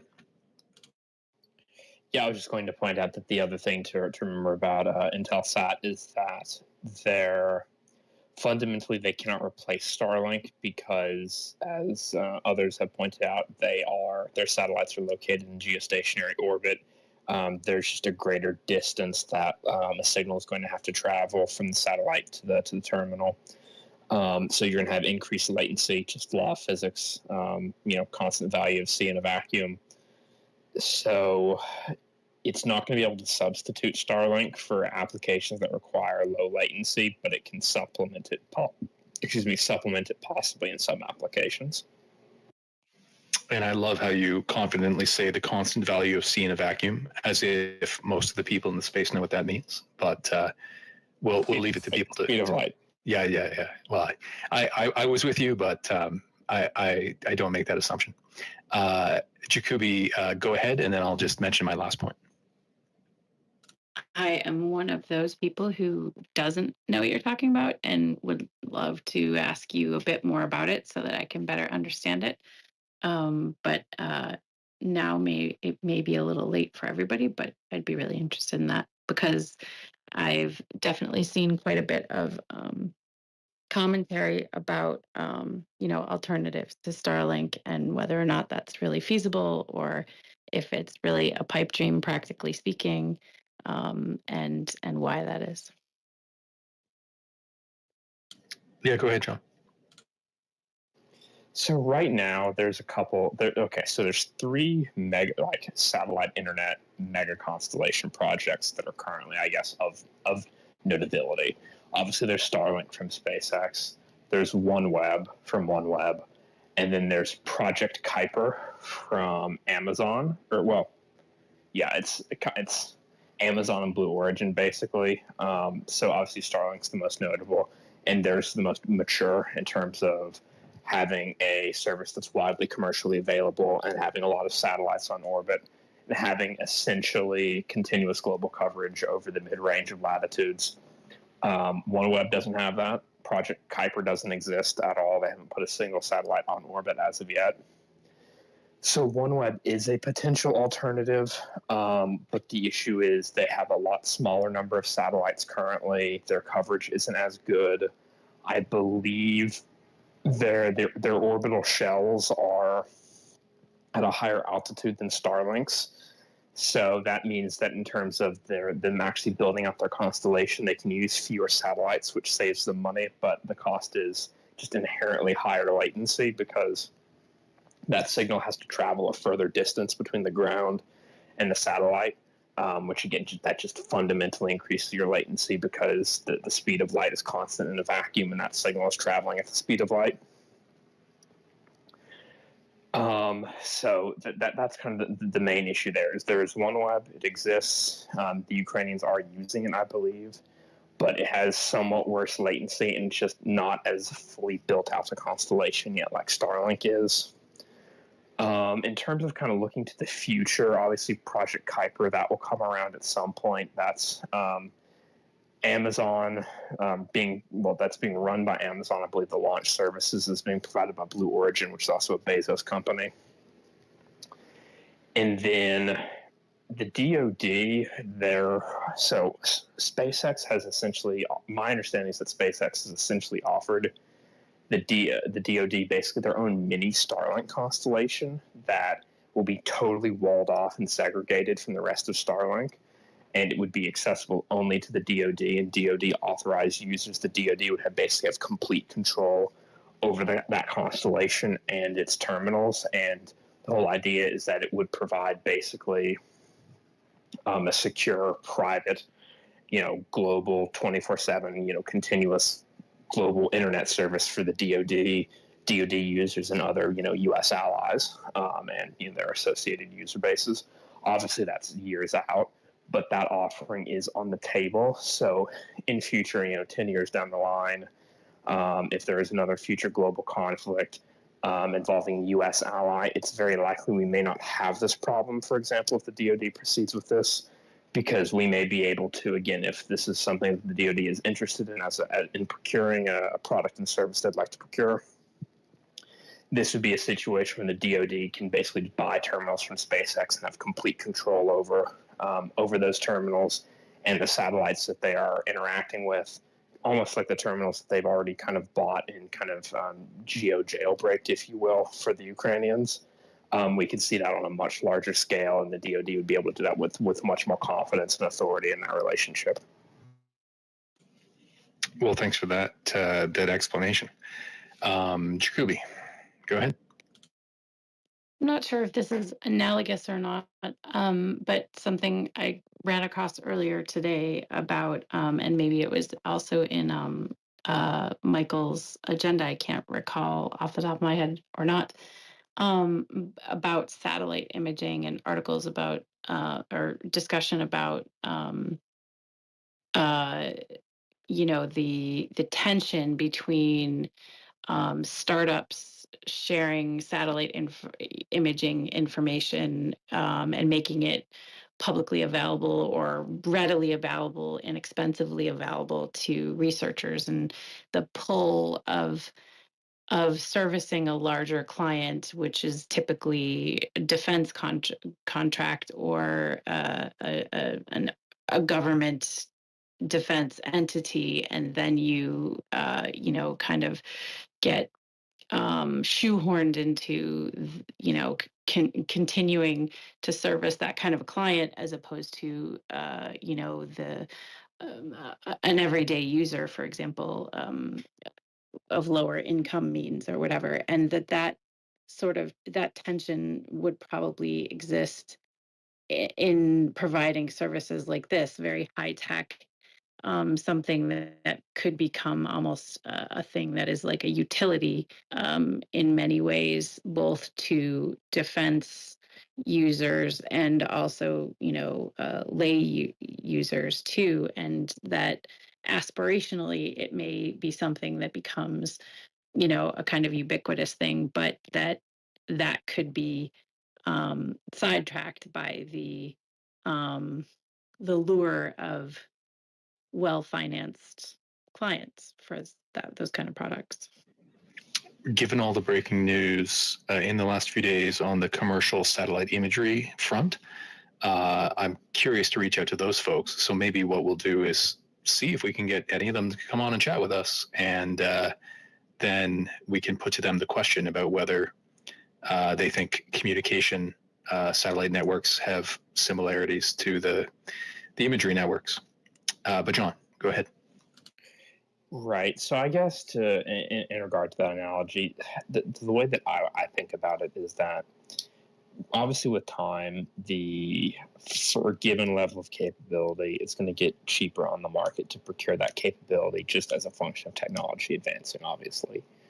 Obviously, in practice, the net price of things will probably tend to stay the same because you're going to get basically more for the amount of money that you're spending continually, again, as that technology progresses.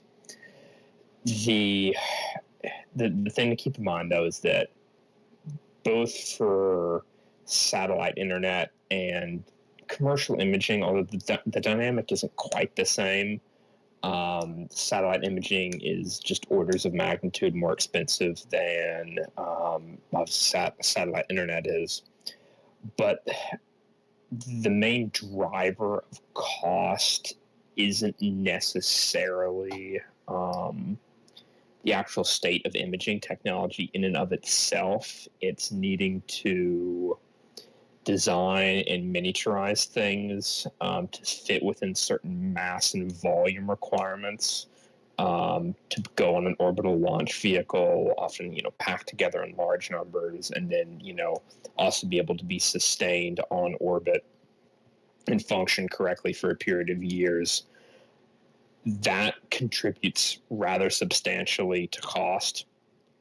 And what you'll find if you look at a breakdown of orbital launch costs, or excuse me, of orbital mission costs for most types of payloads, the orbital launch cost itself is usually a fairly small fraction. Most of it goes into production and design and, validation, that sort of thing. But if you kind of look a level deeper, what you kind of realize is that part of the reason why it costs so much to design and build these things is because of the fact that it is typically fairly expensive, per kilogram to put things on orbit, and you're working within fairly tight mass and volume constraints. As our ability to put things on orbit gets better, or as our ability to put things on orbit at a lower cost improves, that will enable design and manufacturing choices that are more inexpensive.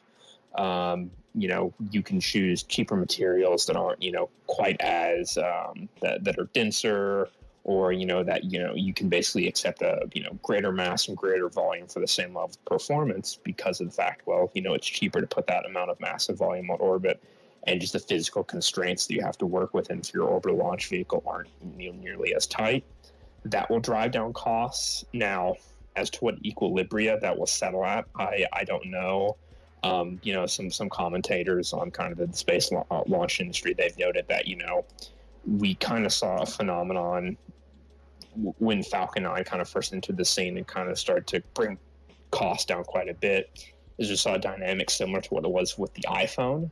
They were really, really expensive when they first came out, but they sort of got quite a bit cheaper, and then they kind of got expensive again as the iPhones themselves just kind of got better and better and better.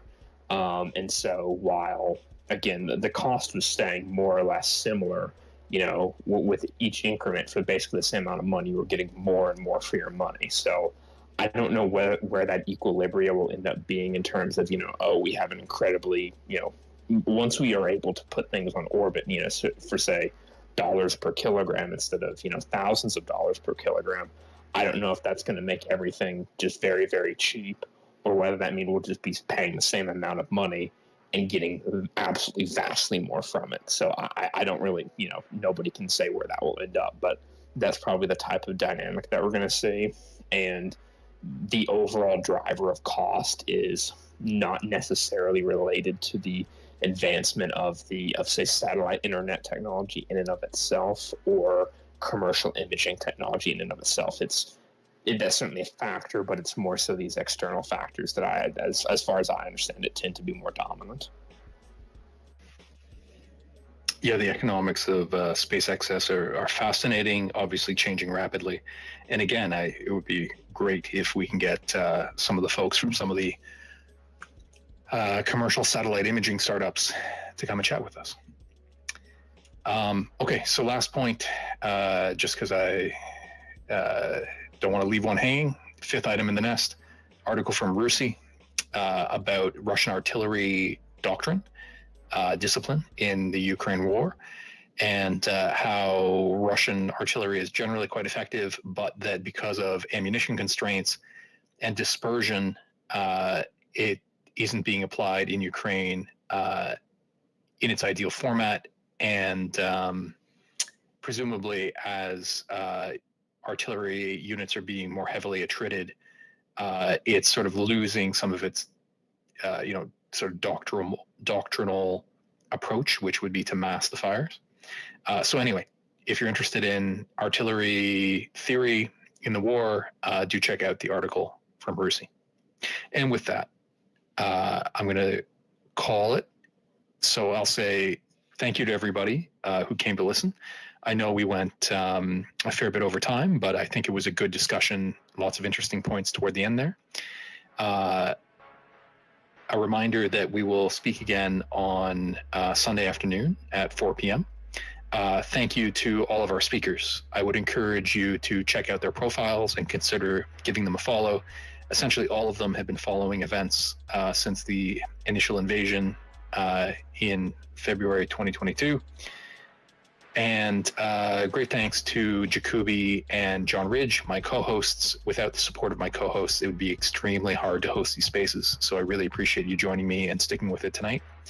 And I guess with that, I hope that I will see you guys for a conversation again on Sunday, and have a good night.